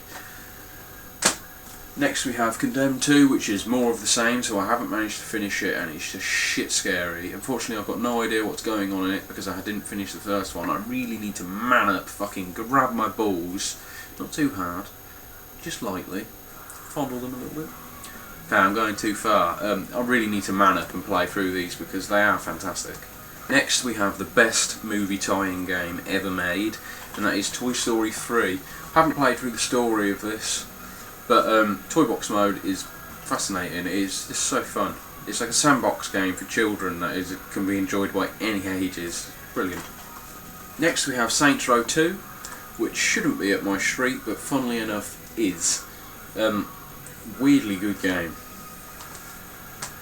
It's just Grand Theft Auto, but light-hearted. It's what Grand Theft Auto 4 should have been. Right, next we have Far Cry Instinct's Predator. Haven't played much of this. I couldn't really get into it, to be honest with you. Next we have Far Cry 2, which is supposedly a very, very good sandbox style game, but I've yet to get into it. Next we have Brothers in Arms Hell's Highway, which again I haven't really played much of. Just typical World War II game, I guess. Again, I'm not really into first person shooters. Next we have another one of my favourite games for the system, and one of my favourite series in general, and that is The Darkness. If you haven't played this game before, I highly recommend it, and if you have played this game before but put it down early on, I urge you to pick the game back up and put it in your console, because it is just a fantastic experience. The story is unlike any other. It's absolutely phenomenal. It's a lot different than the comics. The comics are a lot more cheesy and comic based, I guess, but they stuck to the story fairly closely. It's there for the most part, but it's very, very good. If you liked this and haven't read the comics, I do go recommend it. You can pick them up on eBay for cheap. Just buy like the first 10 issues and you'll be addicted, I swear. Even if you're not a comic fan, you will love it. Also pick up the first Darkness book, because that book is just out this world. The first chapter in that is very disturbing though. I'm sorry if you're getting any lag by this point. My webcam looks like it keeps stuttering, but I don't know, it might be recording smoothly. Right, next we have Too Human. I've spent about 200 hours on this game, and I love it. A lot of people really, really dislike it, but it takes a lot of grinding and a lot of getting used to. The story's pretty shit, I've got to be honest with you, but gameplay wise it is very fun and very addicting. Next we have Grand Theft Auto 4. I'm not the biggest Grand Theft Auto game fan. The only Grand Theft Auto game I've ever liked was Grand Theft Auto 1 and London, and they should have kept to the 2D over the head feel because they were fantastic. This is just a pile of crap, so linear, not for me. Do need to add at this point that anything I say is my opinion, don't go saying I'm wrong. I've had this quite a few times. I remember saying in one of my previous videos that I didn't like Trials HD, and I got some fuckwit going, "Oh, you're a fucking twat, you stupid little prick. Trials HD is the best game ever, you don't fucking know anything." I'm not saying I know fucking anything. By me saying a game is crap or I don't like it, that's just saying it's my personal preference. Please don't deny me of my opinion, because everyone is entitled to one. Anyway, back on track. We are with Armored Core 4, which is a very good game, very hard at the same time. Need to get back into this because I haven't finished it. Next we have Alone in the Dark, which again is a very good and unique game, but very hard at the same time. I'm stuck. I'm so stuck. I think I'm on chapter 5 and it's in one of the driving sequences and I just can't freaking do it. I've tried so many times, I can't do it. There is an option in this game to skip a scene and carry on playing, but I don't want to use it. I don't see the point in skipping it. That's just like using cheats and level select as far as I'm concerned. But I will go back to this and finish it at some point because I did thoroughly enjoy what I did play of it. It takes quite a long time to get used to it, and the first level is fucked up in comparison to the rest of the game because the camera angles are so poor. I promise you it does get better if you get past that first level. Next we have Turning Point Fall of Liberty. Now, I actually saw Blutonic78. I've so said his name wrong. I'm so sorry, Alex, if I've said that wrong. But either way, he did a playthrough of this recently, or mini review, I guess. And he actually made me want to go back to this because the first time I played it, I really couldn't get into it. It's a weird thing with games this generation. People tend to buy a game, expect too much from it straight away, play the first level to put it down to never be played again. People need to learn to give games more of a chance again. People are expecting too much now. Next we have 99 Nights Free, which is a Dynasty Warriors style game, which is just phenomenal. Next we have a promotional copy, not for resale, version of Marvel Superhero Squad, The Infinity Gauntlet. This is a very good game, very light-hearted, virtually the same as the U-Draw tablet one. Different story though, obviously. Very amusing, very light-hearted. Brilliant little brawler. Highly recommended if you just want to have some light-hearted fun. There is nothing wrong with children's games. Next we have Fight Night Round 3, which everyone bought for the easy game score. But funnily enough, coming from a completely anti-sports guy, this game wasn't actually that awful. Next we have Call of Juarez Bound in Blood, which is the second game in the series, which is actually a prequel to the first game, which is very good, highly recommended. Takes a while to get into. I personally prefer to play as this guy here, and I can't remember his fucking name. I think one's called William and the other one's called something. Either way, the story's great in it and I highly recommend it. If you like Red Dead Redemption, give this a shot. It's even a completely different style, but it's a brilliant cowboy game. Next we have a very poor and a very hard game called Vampire Reign. This game is just ridiculously hard. The graphics are fucking, they look like they belong on a Dreamcast, which isn't a bad thing at all, but this game is so hard. Next we have a game which I've barely played. I believe it's a movie game, but I could be wrong. It's done by John Woo, and that game is Stranglehold. I couldn't get on with it at all. Next we have one of the better realistic first-person shooters, which is Rainbow Six Vegas 2, and I really enjoy this game. Next we have a game I haven't played, and I saw it in a charity shop for 50p, which is the only reason I picked it up. Probably will never play it, it's just going to be a collection filler. I'm going for a full collection, and I don't really believe in sports games, especially paying full price for them, because if you do pay full price for a sports game, you're a fucking fool, because within a month of them coming out, they drop down to a tenner or less. Within a year, they are in the 50p bargain bin. But yeah, that game is NBA 2K7. Not played it, probably never will. The only basketball game I've ever enjoyed was Space Jam, but that's because it was Looney Tunes. That was a good game, by the way. God, I need to get that for PS1. Next we have a hidden gem called Beautiful Katamari. Now a lot of people, well, there are a lot of Beautiful Katamari fans out there, but for the most part people haven't heard of it, and it is a very, very zany game, but it is very fun. If you play this you will get addicted, I promise you that. It takes a while to get used to, but it's worth a go. It's quite hard to get hold of in the wild, but if you can pick it up for under 20 quid, just snatch it, because it is very fun.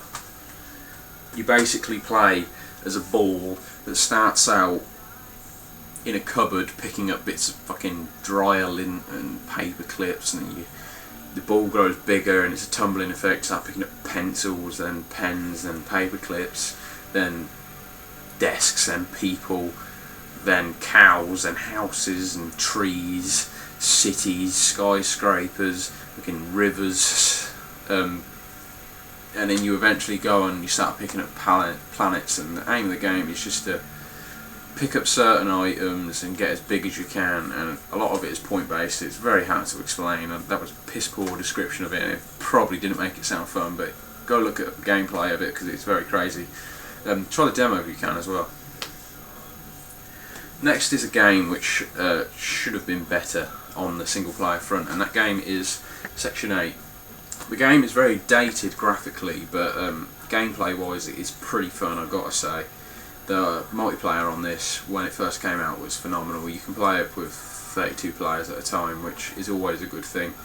The story, unfortunately, is only 5 levels long, and it's about 2 hours long as well, and there's very little story. It's just to get you used to the gameplay mechanics and adjusted for the multiplayer world.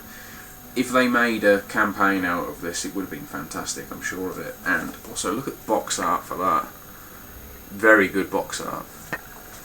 A lot of people say it's a Halo rip-off, but it's not really, because it's quite tactical, and Halo's really not. Next we have Brave, A Warrior's Tale, which is a really, really bad platformer. In fact, I think the developers gave up at near the end of playing this, because I was playing it, and towards the end, I swear down, the graphics just stopped loading. I only had my linear path, and the music stopped loading, and I only got echoey sound effects. It's just so broken. I don't recommend it at all. Next we have an arcade disc compilation, which I'm not going to recommend, not going to talk about, because it's not a game. Next we have a game which is in a black case, which I've only just noticed has been hidden for a while. We need to get a green case for it. And that game is Beowulf. I've not seen the film. I've heard it's good. I will watch it at some point, but this game isn't bad as far as movie tie-in games go. Next we have another movie. I think this is the movie part actually, and that's Fantastic Four: Rise of the Silver Surfer. This game is just awful. Then we have Harry Potter and the Order of the Phoenix. I'm really not a Harry Potter guy, but again it was in 4 for 20. I've heard this game is actually pretty good, but I haven't actually given it enough of a chance yet. Next we have Lost in a very shattered and shitty case with stickers on it. Yeah, Lost. Good for gamer score, nothing other than that. Maybe you like it if you're into the series, but I never got into it, not my kind of thing really. Next we have Shrek the Third, which isn't the worst game in the world, just your typical 3D platformer. Next is Sega Superstars Tennis, which is a very, very difficult game, but is worth playing for the mini-games. There's zombie-based mini-games where you have to take out zombies with a tennis ball, and it is very, very entertaining.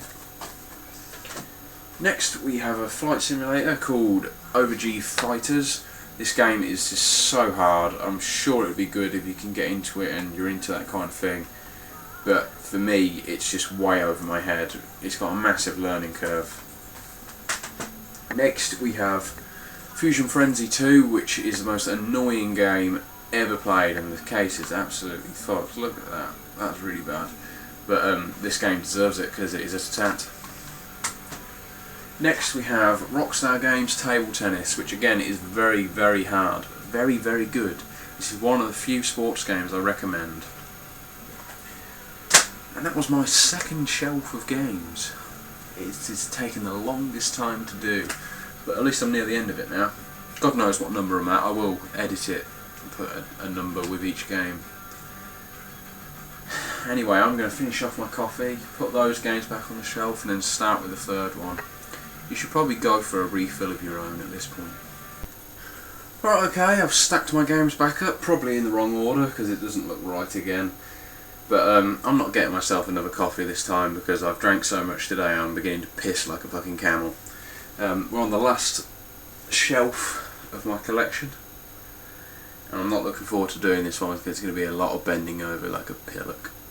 Anyway, I need a bit of a mouthful because my throat is getting rather dry.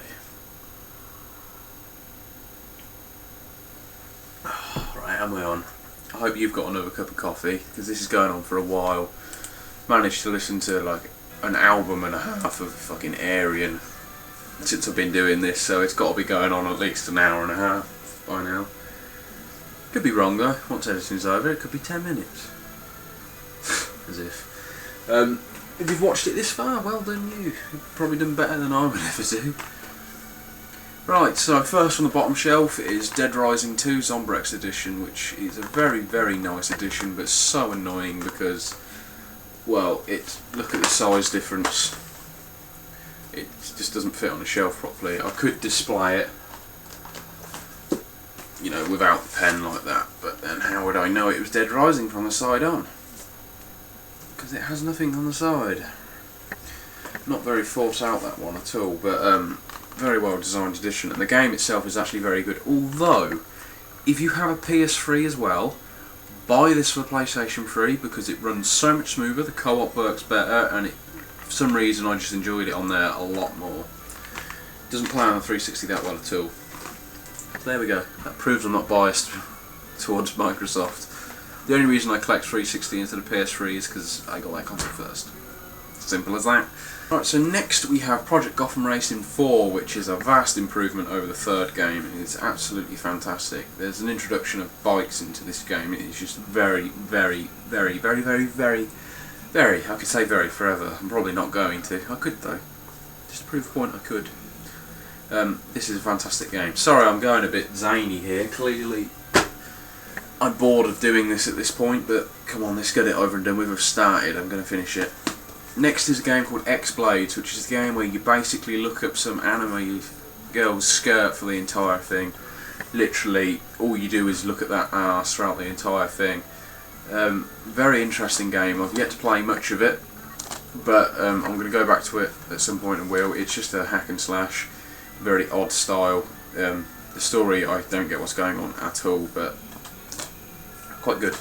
Next we have Velvet Assassin, which is a very good game, highly recommended. I've not finished it myself, but I will at some point. You'll notice a trend with that, if you haven't already, that I haven't finished most of my games, but that's because I have a lot of them and it's really hard to keep up with playing them. My problem is I tend to play like 100 games at a time, literally one level at a time, switch and change, and that's really not an over-exaggeration. I probably am playing 100 games currently, and it's really hard to switch and change between them.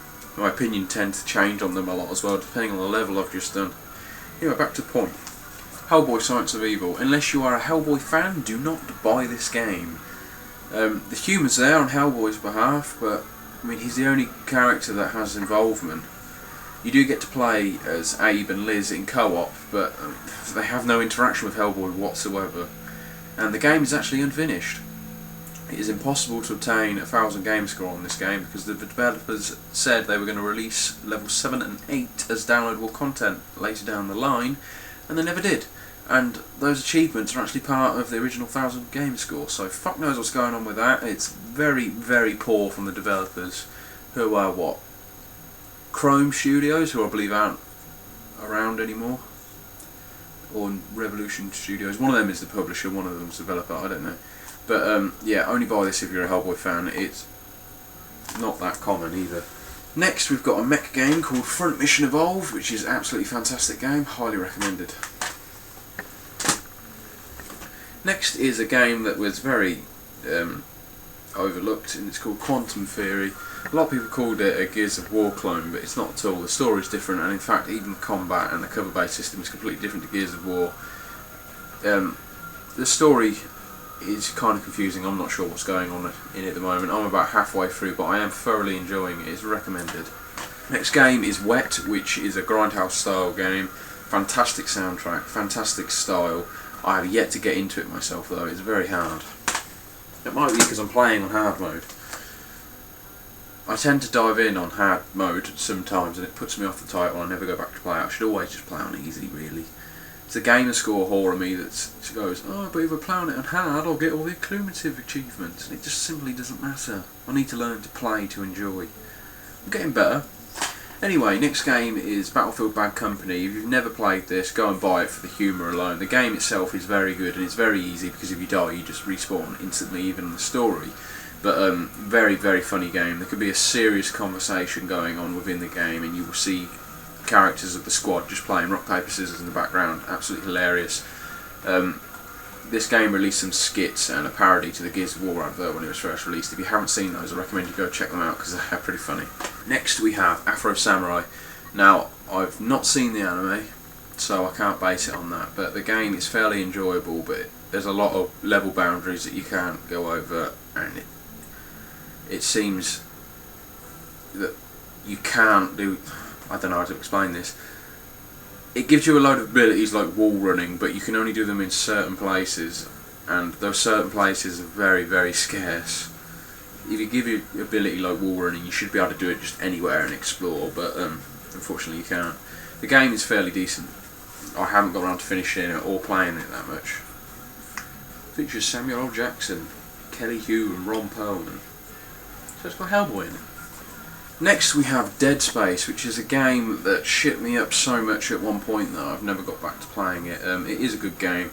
It felt like a sci-fi Resident Evil, which is a good thing, but Resident Evil is the only way to go for survival horror for me. That game has killed every other survival horror game for me, which is a bad thing I guess. But this game is good, but I can't see myself finishing it. I'm just too much of a pansy when it comes to horror games. This is all a facade, I'm actually a pussy. No, I just get shit up so easily. It's because I game alone, I guess. Next is Dead Space 2. I obviously haven't played this at all because I haven't finished the first one. Right, next is Truth or Lies, which I got for 50p from CEX. Because postage was free and I bought so much at the same time, including my Gears of War Limited Edition console, I thought fuck it, 50p, can't really go wrong. You can only play this game with like, a standalone microphone, so not with your headset, and the game is shit, it doesn't work. I've seen fucking phone applications that work better than this. Basically it asks you a question and you have to answer it, and it decides whether you're lying or telling the truth. But I could just go, yeah, and it'll go, well done, you're telling the truth, you really did slap your grandma around the face with a fish. It's stupid. I don't understand why or how the hell they managed to release this. It's fucking atrocious. Right, next we have SpongeBob Truth or Square, which is actually a very good game but quite hard to come by in the wild. Next we have Tenchu Z, which is good, very dated at this point. It's one of the first 360 games that came out, if I remember rightly, or at least came out within the first year. It's unlike any other Tenchu game, it doesn't really have that much of a story, but it's fantastic for co-op. Unfortunately you don't earn the story-based achievements in co-op though. It might bug some, it might not bug others, but character customization is quite fucking funny in this. Very good. Next we have Conan. I've yet to play much of this and I really want to because I'm a massive Conan fan. I played a little bit of it and I found it quite hard. I don't know if that's because my heart wasn't in it at the time, I was just chilling. It's a very serious game. Can't wait to play it. A lot of breasticles in this one. Next is a game in the most annoying case in the world, which is You're in the Movies, which is a piss poor game. It simply doesn't work. The live vision camera is just one of the worst tools, peripherals that Microsoft have ever released. It is a 360 game regardless of the case. It's because I got it in a bundle pack with a camera, but this had potential. If this was released for Kinect I can imagine it being quite good, but because it's with a vision camera it just doesn't work. Next we have Ghost Recon Advanced Warfighter. Yeah, GRAW. Really not my kind of game. Next we have another underrated game. People haven't really given it enough chance, I feel, which is Body Count. A very, very, very, very generic shooter, but it's arcade point based, which means I'm in love with it instantly. I just love earning points for some reason. I find this game thoroughly enjoyable. I'm not quite too sure why people don't like it. Maybe they've got too high expectations for it, or maybe No, there isn't an or maybe. I just don't understand. I quite like it. It reminds me of Bulletstorm, which isn't a bad thing. Bulletstorm without the humour. It can play. Went to say playing controls at the same time. It plays very smoothly. Controls perfectly. Next we have Eat Lead, The Return of Matt Hazard, which is actually a very, very funny game. It basically just cameos a ton of games, and it's fun to point out and go, I recognise that. Basically, it tries to do what Family Guy did. The gameplay isn't fantastic, but it's worth playing just for the references. Next is My Sims Sky Heroes, which is actually fairly enjoyable. I do recommend this if you can pick it up for under a tenner. Very light-hearted game. Reminds me of Lego games to an extent. Next we have G.I. Joe, The Rise of Cobra, which isn't awful. Next we have a game called Fracture, which I haven't played that much of, but some very interesting mechanics. I want to play it more now that I'm looking at the back. That's just enticing me more than anything to play right now. Yeah, I think we're going to get on that in a minute. Next we have an arcade style third-person shooter called The Club, which is literally arcade style. It gives you an arena. You've got to go around, get kills, shoot targets, gain as many points as you get as you can. You get gold, you unlock the next level. You do the same thing all over again. Very, very fun. Not played the multiplayer on it yet though. Next we have 007 Quantum of Solace, which is actually quite a good game. I haven't played much of it though. You can't really go wrong with James Bond games. They seem to make quite good games. Wish I could say more about it really, but I just haven't put that much time into it. Next we have Gun, which is a phenomenal game. A friend of mine bought this for me for my birthday, just completely out of the blue. I really wasn't expecting it. I hadn't seen him for years, and he just came up at my house and surprised me with this. It was great. I really appreciate that. Really, really good game. I tried getting hold of this for ages, but you don't really see it in the wild that often, at least not at my end of the woods anyway. If you love Red Dead Redemption, I definitely recommend getting this. Again, it's in a different style. It's in a different style to Call of Juarez again, but it's a very, very good cowboy game. Next we have Rip Your Balls Off Hard Ninja Gaiden 2, or Gaiden 2, or Gaiden. However the fuck you say it, I don't care. This game is fantastic, but so hard. It takes a lot of perseverance to get through this one. I'm on level 12 I think, and it is fantastic. Next we have The Chronicles of Riddick, Assault on Dark Anthea. Now I've never got into the Pitch Black series or Riddick. I've never seen the films or the anime, or if it was a comic I've never read them. I don't know if it was a comic, it might be a graphic novel, I don't fucking know. But this game is actually very good. It's very well thought out, very well written, and you actually get a copy of Escape from Butcher Bay with it, which has been enhanced, which they show you on the back cover. Which has been enhanced quite a lot. If I can show you without the blur on the screen. There you go. Yeah, two very good games in one package here. Very worth playing. Very good. Haven't finished it yet though. Again. Right, now we have a game called Raven Squad, which is a RTS and a first-person shooter at once. They tried to do too much with this and they just cluttered it up and it doesn't work. Next we have a very good game which I've yet to finish. The story is absolutely fantastic. It's so stylised and it's made by Clive Barker, so that's to be expected. And that game is called Jericho, which is absolutely fantastic. Highly recommended. You can pick it up cheap as chips as well. If you're into your horror games, well, horror-styled games, it's not a scary game. It's just like basic, like similar style to Hellraiser, not horror, but horror-themed. It's very, very good. Anyway, I'm babbling. Next we have Thrillville Off the Rails. I don't know why the hell I played through this game in one sitting. I didn't enjoy it. Very, very cheesy. Just loads and loads of mini games which you would have expected to see in the last generation. But I think this was actually a PS2 game, so I can let it off that one. Not really worth playing. I wouldn't pick it up. Next we have another double pack game, which is going to count as two games because it's two games, like I said with the last one, and that is Lego Indiana Jones: The Original Adventures and Kung Fu Panda. Oddly, two very good games. Kung Fu Panda is just great fun, and you cannot go wrong with the Lego games at all. They're always very, very well made and very challenging. There's a lot of puzzles in them which take quite a lot of brain thought. Yeah, and instead of those arm thoughts that you have, you fucking moron. I'm sane, don't worry. Next we have Mini Ninjas, which I haven't played enough of to form a proper opinion, but it is very light-hearted and it is very fun. Next we have a game that you should have a bucket on standby at all times for playing, and it's a Capcom game, and it is fairly good.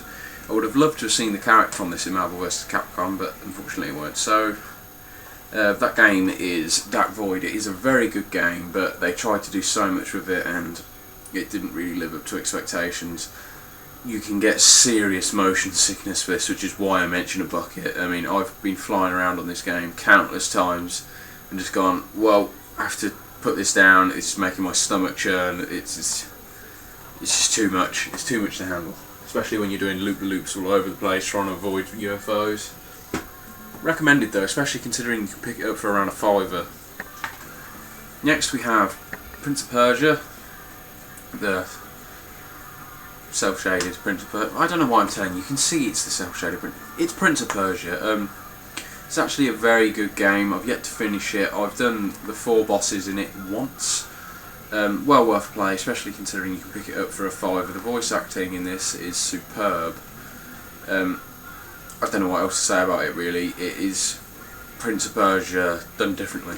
A reimagining of it. I kind of wish they'd do a sequel to that game. Unlike fucking Sands of Time. I think it's called Sands of Time. The movie based one, that wasn't too great at all. Anyway, I'm babbling a lot towards the end. Right, next we've got Dynasty Warriors Strike Force, which is strangely a very, very good game. I can't wait to play this online. Next we have one of the most underrated games of this generation, and I can say that with 100% confidence. I've never ever seen this game in the wild. I got it when it first came out, and it's absolutely beautiful and was a sheer joy to play. And that game is Majin and the Forsaken Kingdom.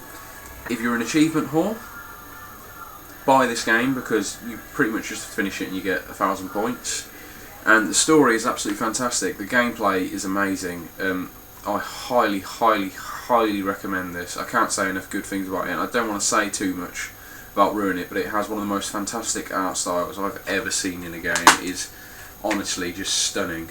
I was hoping it had a colour booklet then so I could show you some scenes, but the best I can show you is the back cover.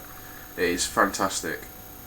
Honestly, it is beautiful. You really need to play this game. And I can see this being quite hard to get hold of in the future as well. That's one for 16-bit Brit. If you haven't played this, you have to include this in the rare games of the future, because I genuinely think this is going to be worth some money later down the line. Could be wrong, but you know, we can all wish and dream and hope. It's actually in a similar style to Shadows of the Colossus in some ways. Anyway, that's enough about that game. Next we have Thor, God of Thunder, which is another movie time, which isn't that great, but it is well worth a play. Next we have Saw, which I cannot stand the films. They're just so predictable, and this game is really, really boring. It takes so long to get into.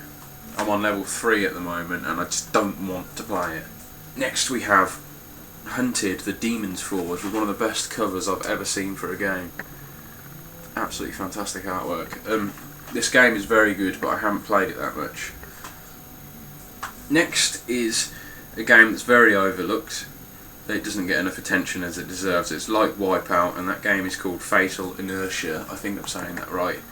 It is absolutely fantastic. If you're a fan of Wipeout, you need to buy this game because it is very cool.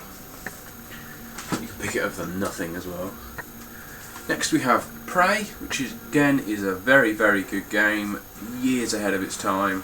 Similar kind of mechanic to Portal in some sense. Story is phenomenal. Definitely pick this one up. They're releasing a sequel of it soon, as far as I'm aware, unless they've cancelled it. I don't know. I'm not up on the news. It's actually going to be sandbox based, so I mean, look out for that one. Before that comes out, I highly recommend playing this because it is really, really good. It is one of the first 360 releases, but it is fantastic. I haven't finished it myself, by the way, but it is very good.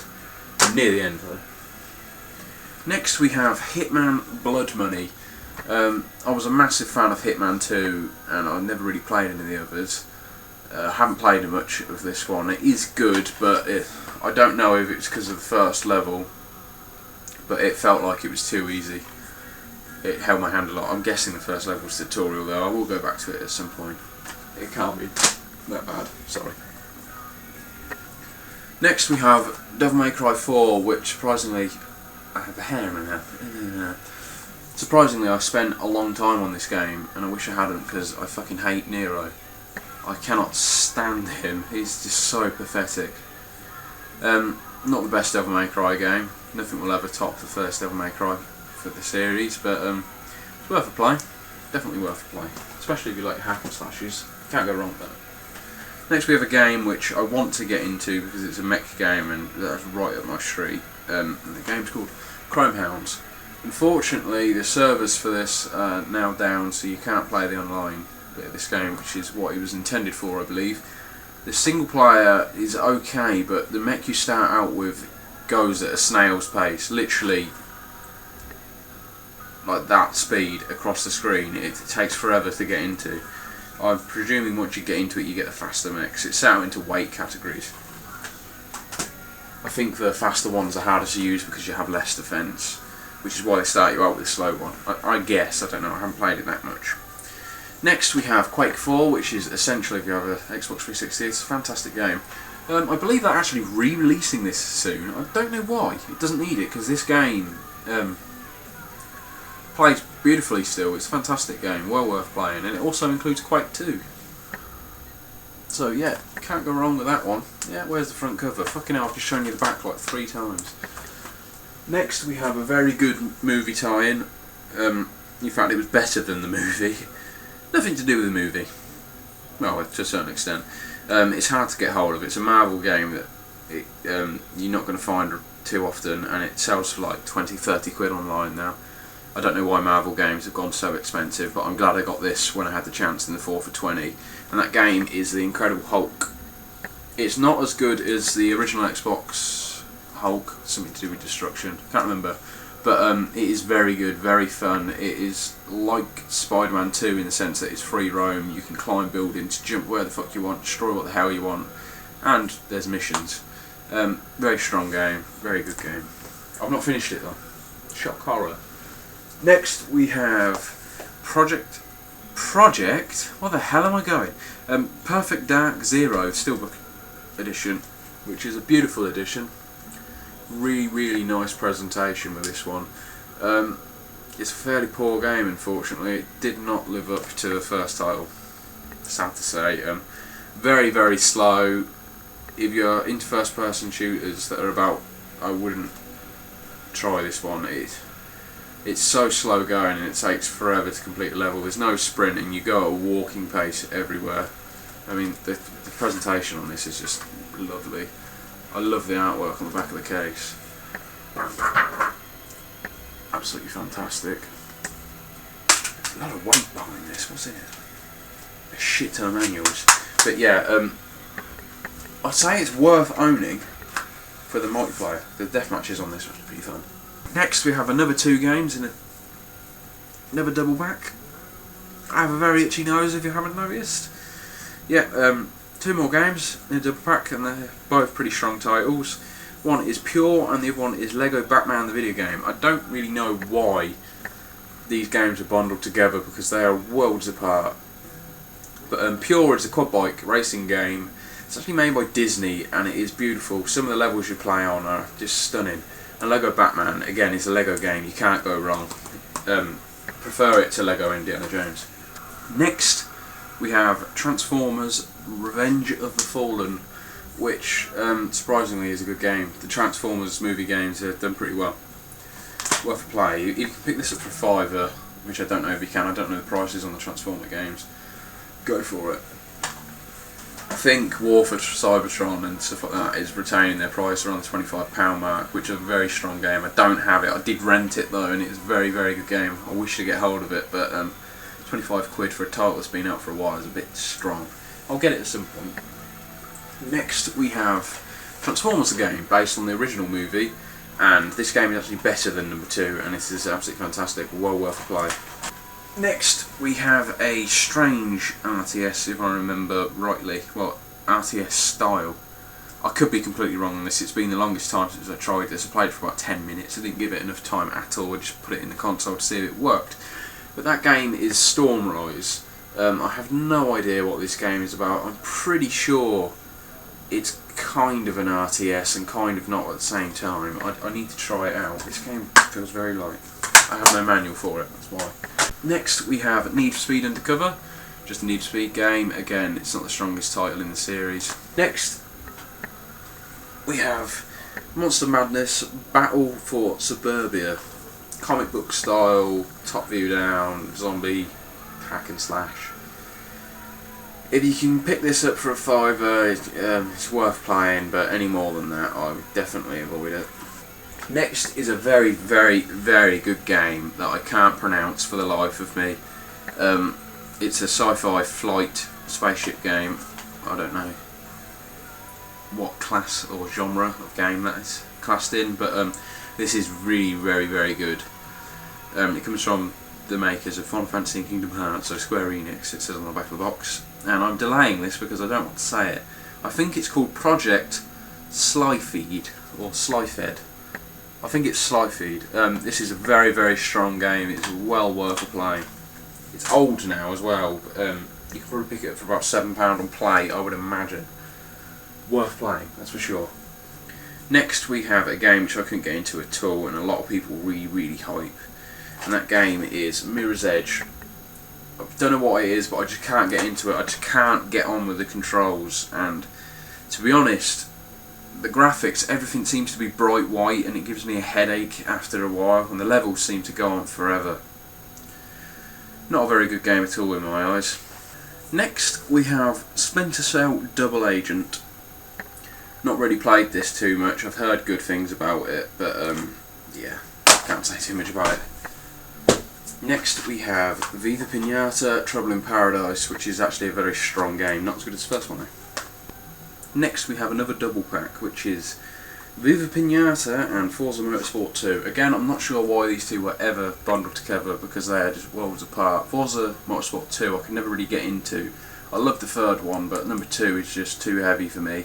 Viva Pinata is one of the most addictive games you will ever play, and it's highly recommended. If you can pick up the double pack, go for it, because it's a bloody bargain.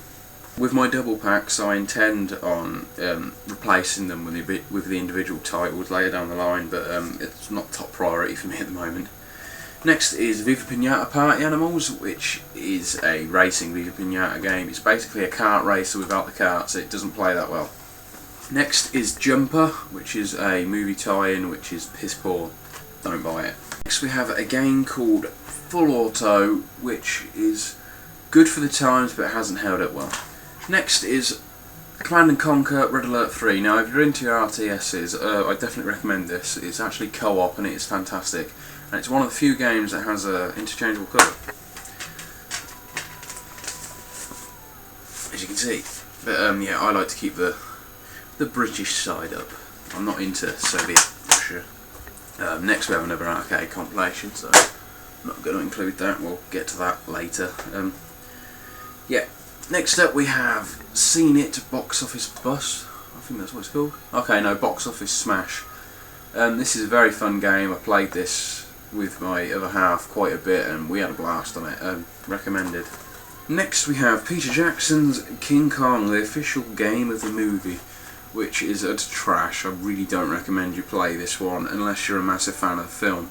I haven't seen the film, so I can't base it on that, but it's a first-person shooter. You get to play as Kong for some of it, and it's just so poor. Probably good for its time, but I didn't play it when it first came out, so yeah, you know. Next we have Need for Speed Pro Street. This is the worst Need for Speed I've ever played. I don't recommend it at all. Let's just show it. Can't get along with it. And I believe it's EA. EA have taken the servers down for it as well, so you can't enjoy the online side of it. Well done them. The console's still alive and they're taking servers down for games already. What the hell are they playing at? Next we have Tomb Raider Anniversary, which is just Tomb Raider 1 up-resed, and it's fantastic. Then we have Tomb Raider Legends, again this is an absolutely brilliant game. And then we have a promotional copy, not for resale version, of Tomb Raider Underworld. Again, this game is fantastic. Tomb Raider games you can't really go wrong with, they're just really well made.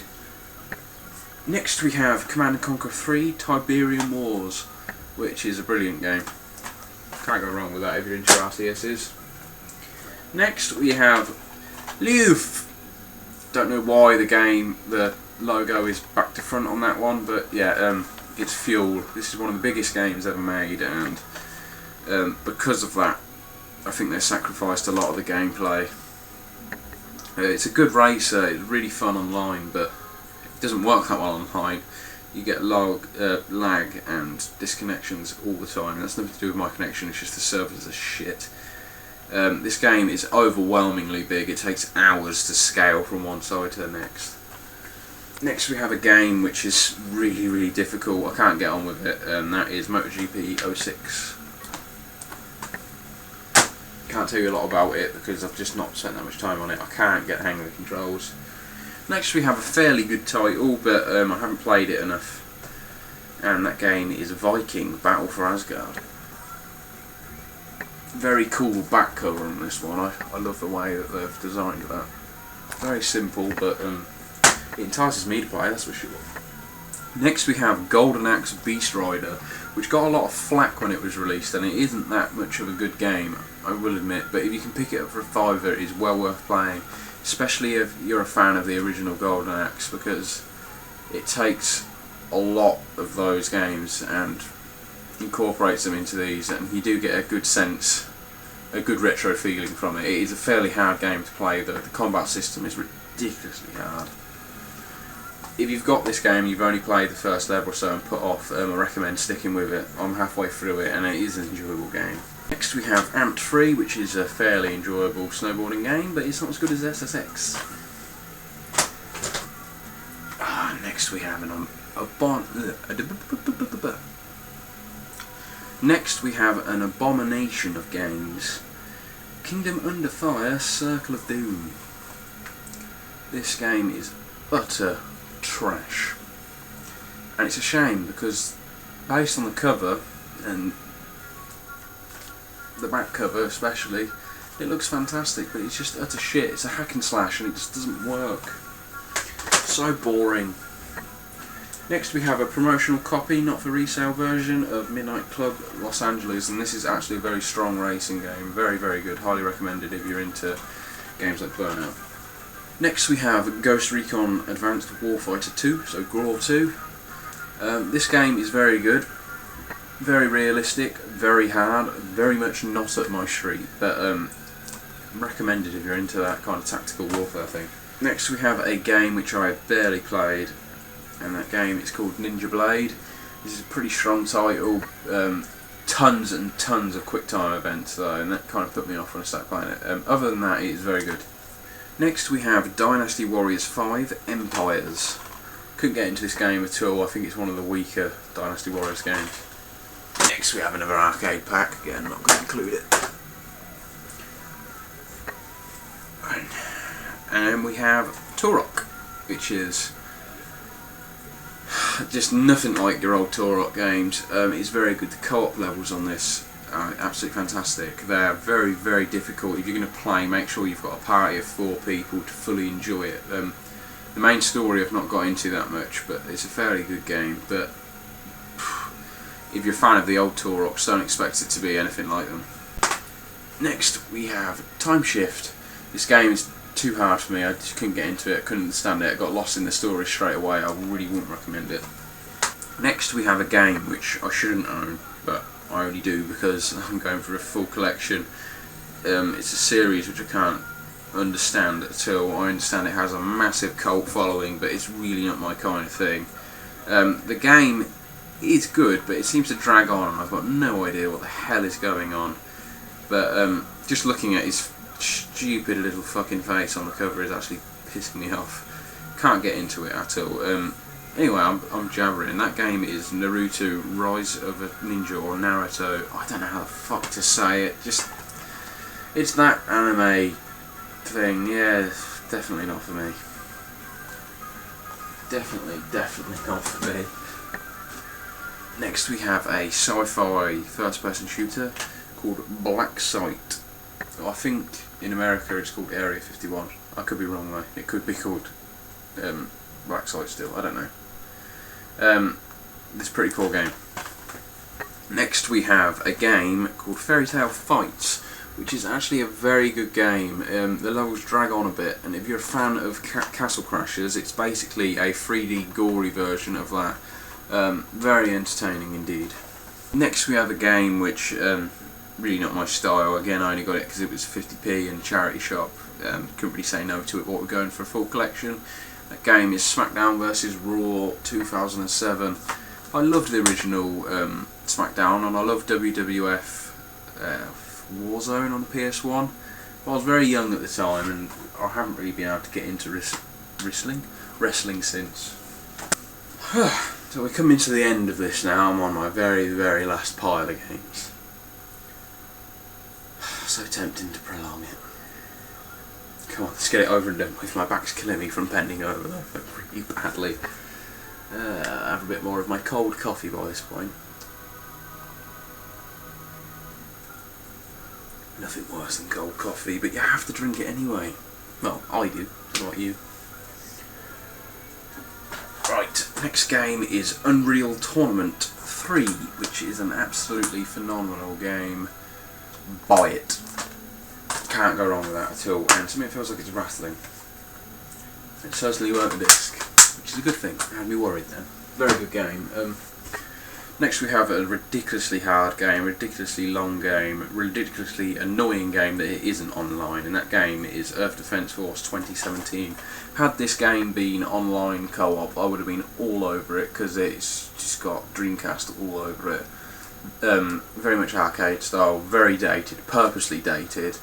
You just go around shooting the shit out of giant insects and robots. The story is just ultimate cheese, and it's worth a play, but if you're doing it on your own, be prepared to get frustrated because it's fucking complicated.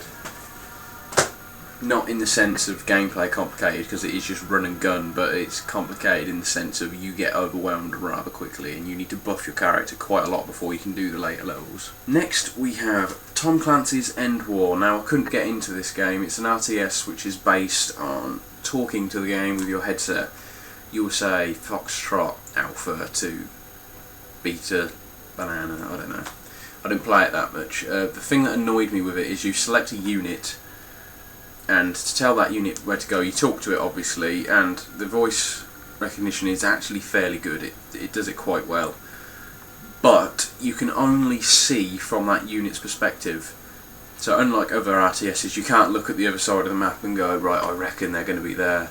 So I found it very hard to play that game strategically based on that. Maybe it gets better as you get on. Fantastic front cover, by the way. Apparently Sam Fisher is the president in this game as well. Not sure how that one panned out. Next we have a game by Rareware called Cameo Elements of Power. This is a very strong game. I highly recommend it. Next we have a game which I actually thoroughly enjoyed, and it didn't really get too much attention paid to it when it was first released, and that is Stuntman Ignition. This is a very enjoyable game. I highly recommend you go and try it out, especially considering you can get it dirt cheap. Next we have Rogue Warrior, I think it's Rogue Warrior. This game is awful. It just tries so hard, and it's just so foul-mouthed for the sake of being foul-mouthed. I don't mind swearing. I'm no way a prude. I mean, my sense of humour is really dark, but it's just fuck constantly for no reason. It's just really poor shit storytelling. Next we have a game which I couldn't really get into, and that is Just Cause, another sandbox adventure game. Do what the fuck you want, really. Couldn't get into it. Next we have a Pixar game. Pixar games are usually pretty strong in the sense that you can play through them. They tie in with the movies quite well, and they work. However, this game is very difficult, and I found was very glitchy, and that game is Ratatouille. I've yet to see the film as well. Should really get on that. Next we have a fantastic flight simulator game called Tom Clancy's Hawks. If you're into jets, or in fact, no, if you just buy this game to try it, because if you're into getting into a flight simulator game, this will certainly do it. I was anti-aircraft before I played this, and it is great. By the way, I say I was anti-aircraft like I was a gun. But yeah, they really weren't my thing before playing this, but after playing this, they're really good. Next we have Tom Clancy's Rainbow Six Vegas 1, which is just as good as the second one. Next we have a very, very strong game, which I actually spent most of my time playing on PC. The game is Shadowrun. This is a cross-platform, online, multiplayer, deathmatch-based game. Very unique in the sense that your characters have magic and gliders and stuff. You can teleport, resurrect, cast spikes. You get to play as 3 character classes, 4 actually. You get to play as human, elf, dwarf and troll. They all have their own attributes. You can pick up this game for like £2, and I really do recommend it. The servers are still very much alive. It doesn't have much of a single player, it's basically just training missions to get you online, but it is really, really strong title, and I highly recommend it, especially for the price these days. Next is the first Call of Juarez game, which I've yet to get into. I wish I played it when it originally came out, because it seems like a very strong game, but it's a bit dated. I can't recommend it, really, because I don't have enough experience with it. Next we have The Abomination, which is the Terminator Salvation game, which there's no point playing this other than for gamerscore, because it is really, really poor and very fucking difficult to get 1,000 gamerscore on it if you're playing on your own. It does have co-op, but it's only couch co-op. And if you can convince someone to play this with you, well done. Next is a CEX Ruined Case game. I can't get the stickers off this, I need to just get a new case for it entirely. It's actually a fairly strong game. It's called Dark Messiah Might and Magic Elements. It's just absolutely covered in stickers. It pisses me off because I usually like my stuff to look pristine. This is actually a pretty good game. If you're into adventure games, it's somewhat like Oblivion. I actually prefer it to Oblivion, but yeah, recommended if you're into the fantasy stuff. Next is a game called Bullet Witch, which I've yet to play. I've heard some good and some bad things about it, but I haven't got around to trying it yet. Next is a Lord of the Rings RTS game called Lord of the Rings Battle for Middle-earth 2. This game is actually quite hard to find in the wild. If you can pick up a copy, definitely go for it, because outside of the online world it's hard to get hold of. It's worth playing, it has a fairly strong story, and it is a very good game. But again, EA took the fucking servers offline. Really fucking annoying. Next is a game which I don't understand what the hell is going on with at all. I don't get the gameplay. It is extremely hard. It has no tutorial. There's just no way of knowing the controls. It just fucking sends you in there head first and expects you to know what to do. And that game is called Kengo Zero. You can pick this game up for £1, and frankly, it's not even worth that. Next is a movie tie-in game which I've barely played, and that game is called Eragon. I don't know, I never saw the film, can't really say too much about it. Next is a fairly strong Pixar game, which is WALL-E. I thoroughly enjoyed this, recommended if you like children's games. Next is the Simpsons game, which is actually pretty good. I played this for the Wii first, got halfway through it and got annoyed with the motion control, so I went and bought it for 360. Yeah, it's a very good game for a Simpsons game, and they've made some pretty poor releases. Recommended, especially if you can find it cheap. Next we have another Pixar game, and Up. Now Up is actually one of my favourite movies of all time, and the game really doesn't do it justice, but I'd say it's worth playing if you want game score. Next we have Rayman Raving Rabbids, which is just mini games constantly, and they get really repetitive and they get quite difficult towards the end. You can also play this with your vision camera and it doesn't work, so I don't know why I said that, because pretty much you can't play it with your vision camera. Yeah, I wouldn't recommend this at all. And finally, I'm on to my last retail game, which hopefully has totaled up to 301. I've counted it twice and I've got 301 out of it, and I've also made a list that goes to 301, but I may have miscounted.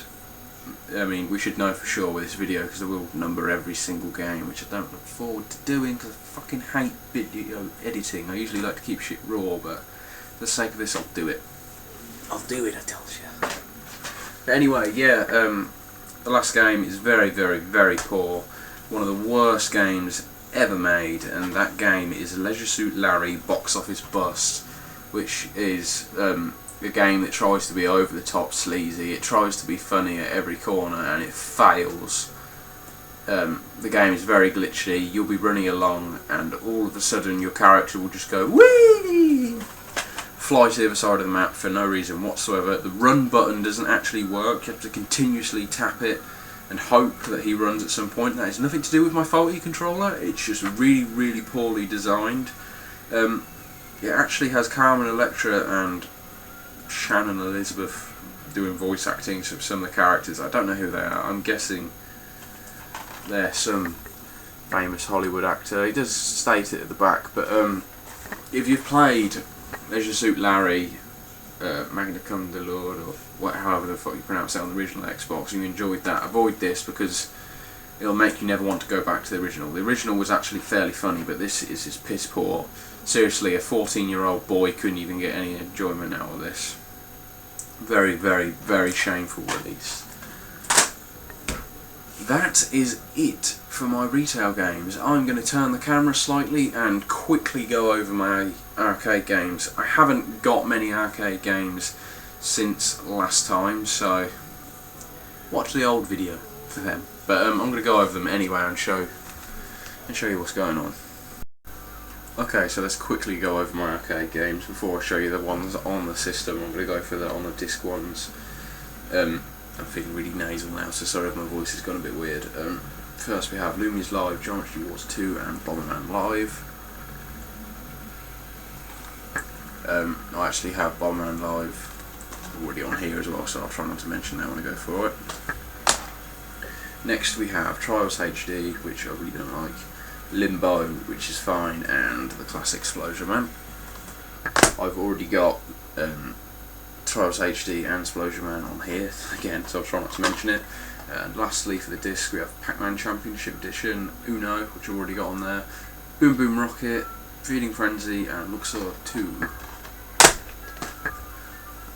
I'm not going to count the arcade games, I just can't be arsed. The retail is where it matters. I'm going to go over them anyway. First we have a World of Keflings, which was extremely addictive. I really do recommend picking up that game. Next is Aegis Wing, which if you create a American Xbox Live account, you can actually get that game for free. It's just a side-scroller shoot 'em up. A lot of fun, very hard though. If you play it on 4-player, all ships can actually combine and make a mega ship, which is quite cool. Next we have Afterburner Climax, which is absolutely fantastic. And we've got Alien Hominoid or Hominid HD, fantastic game made by the Behemoth, same people that made Castle Crashers, and it's just a lot of fun. Next we have Altered Beast, can't go wrong with that. A game called Assault Heroes, which is fine. Banjo-Kazooie, we all know and love Banjo-Kazooie.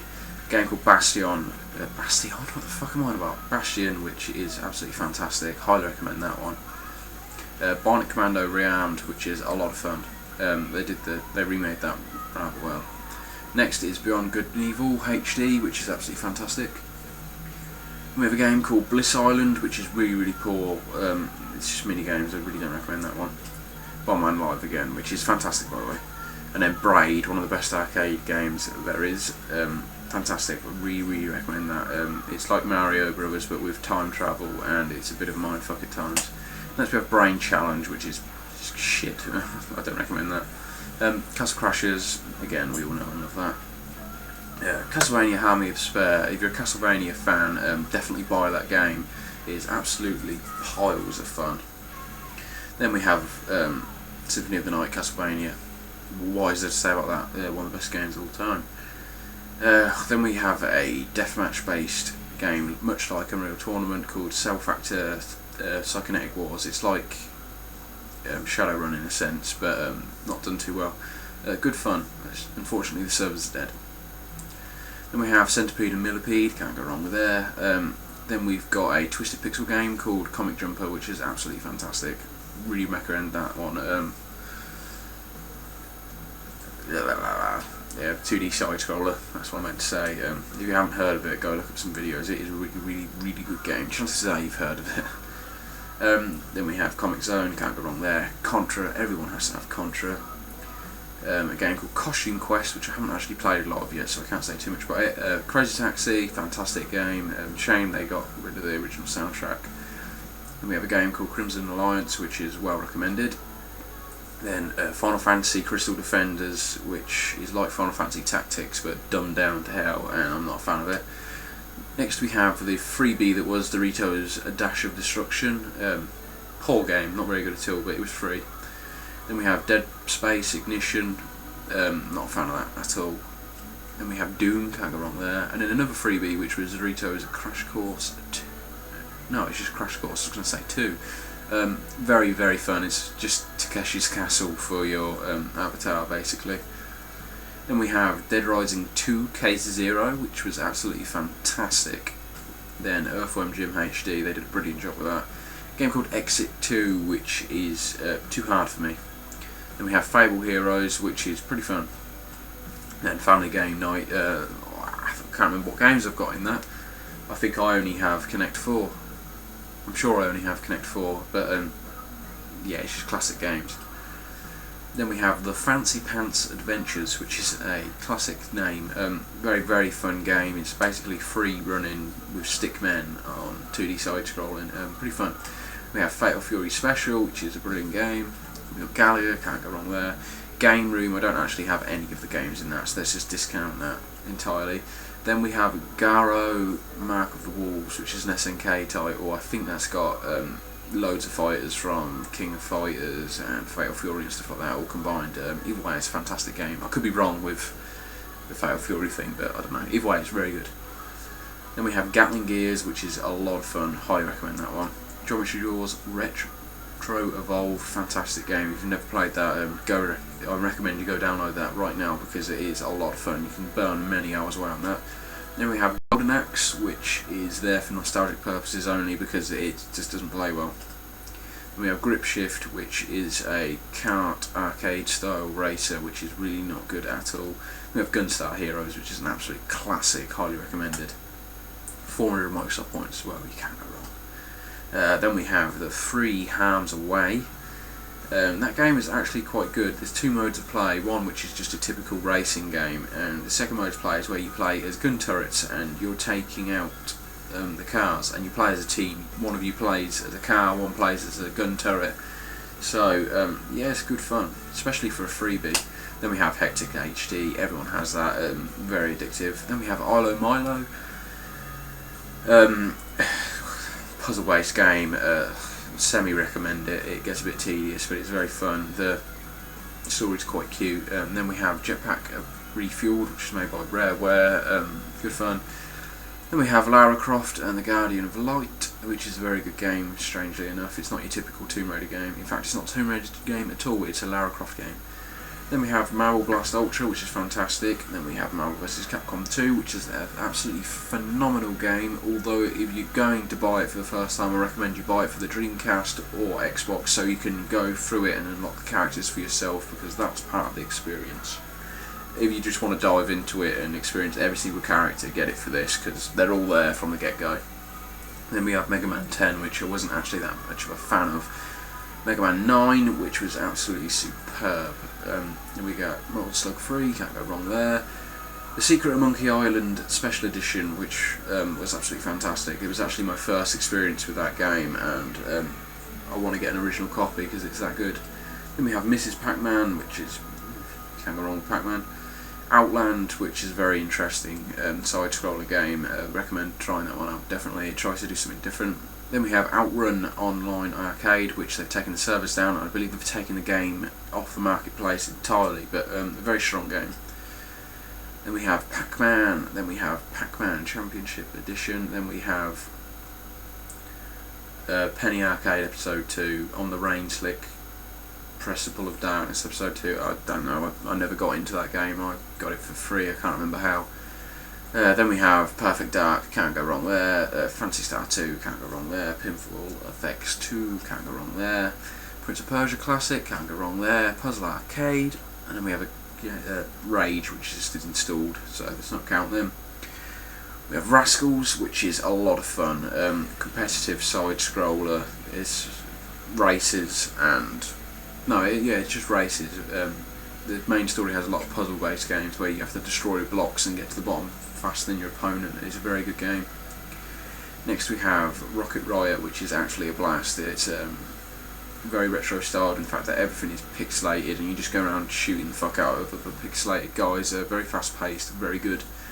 Then we have Rocket Men Axis of Evil, which is really poor, don't recommend that at all. Then we've got Shanghai Showdown, which just happens to be on my console at the time, so that's on disc, let's not count that.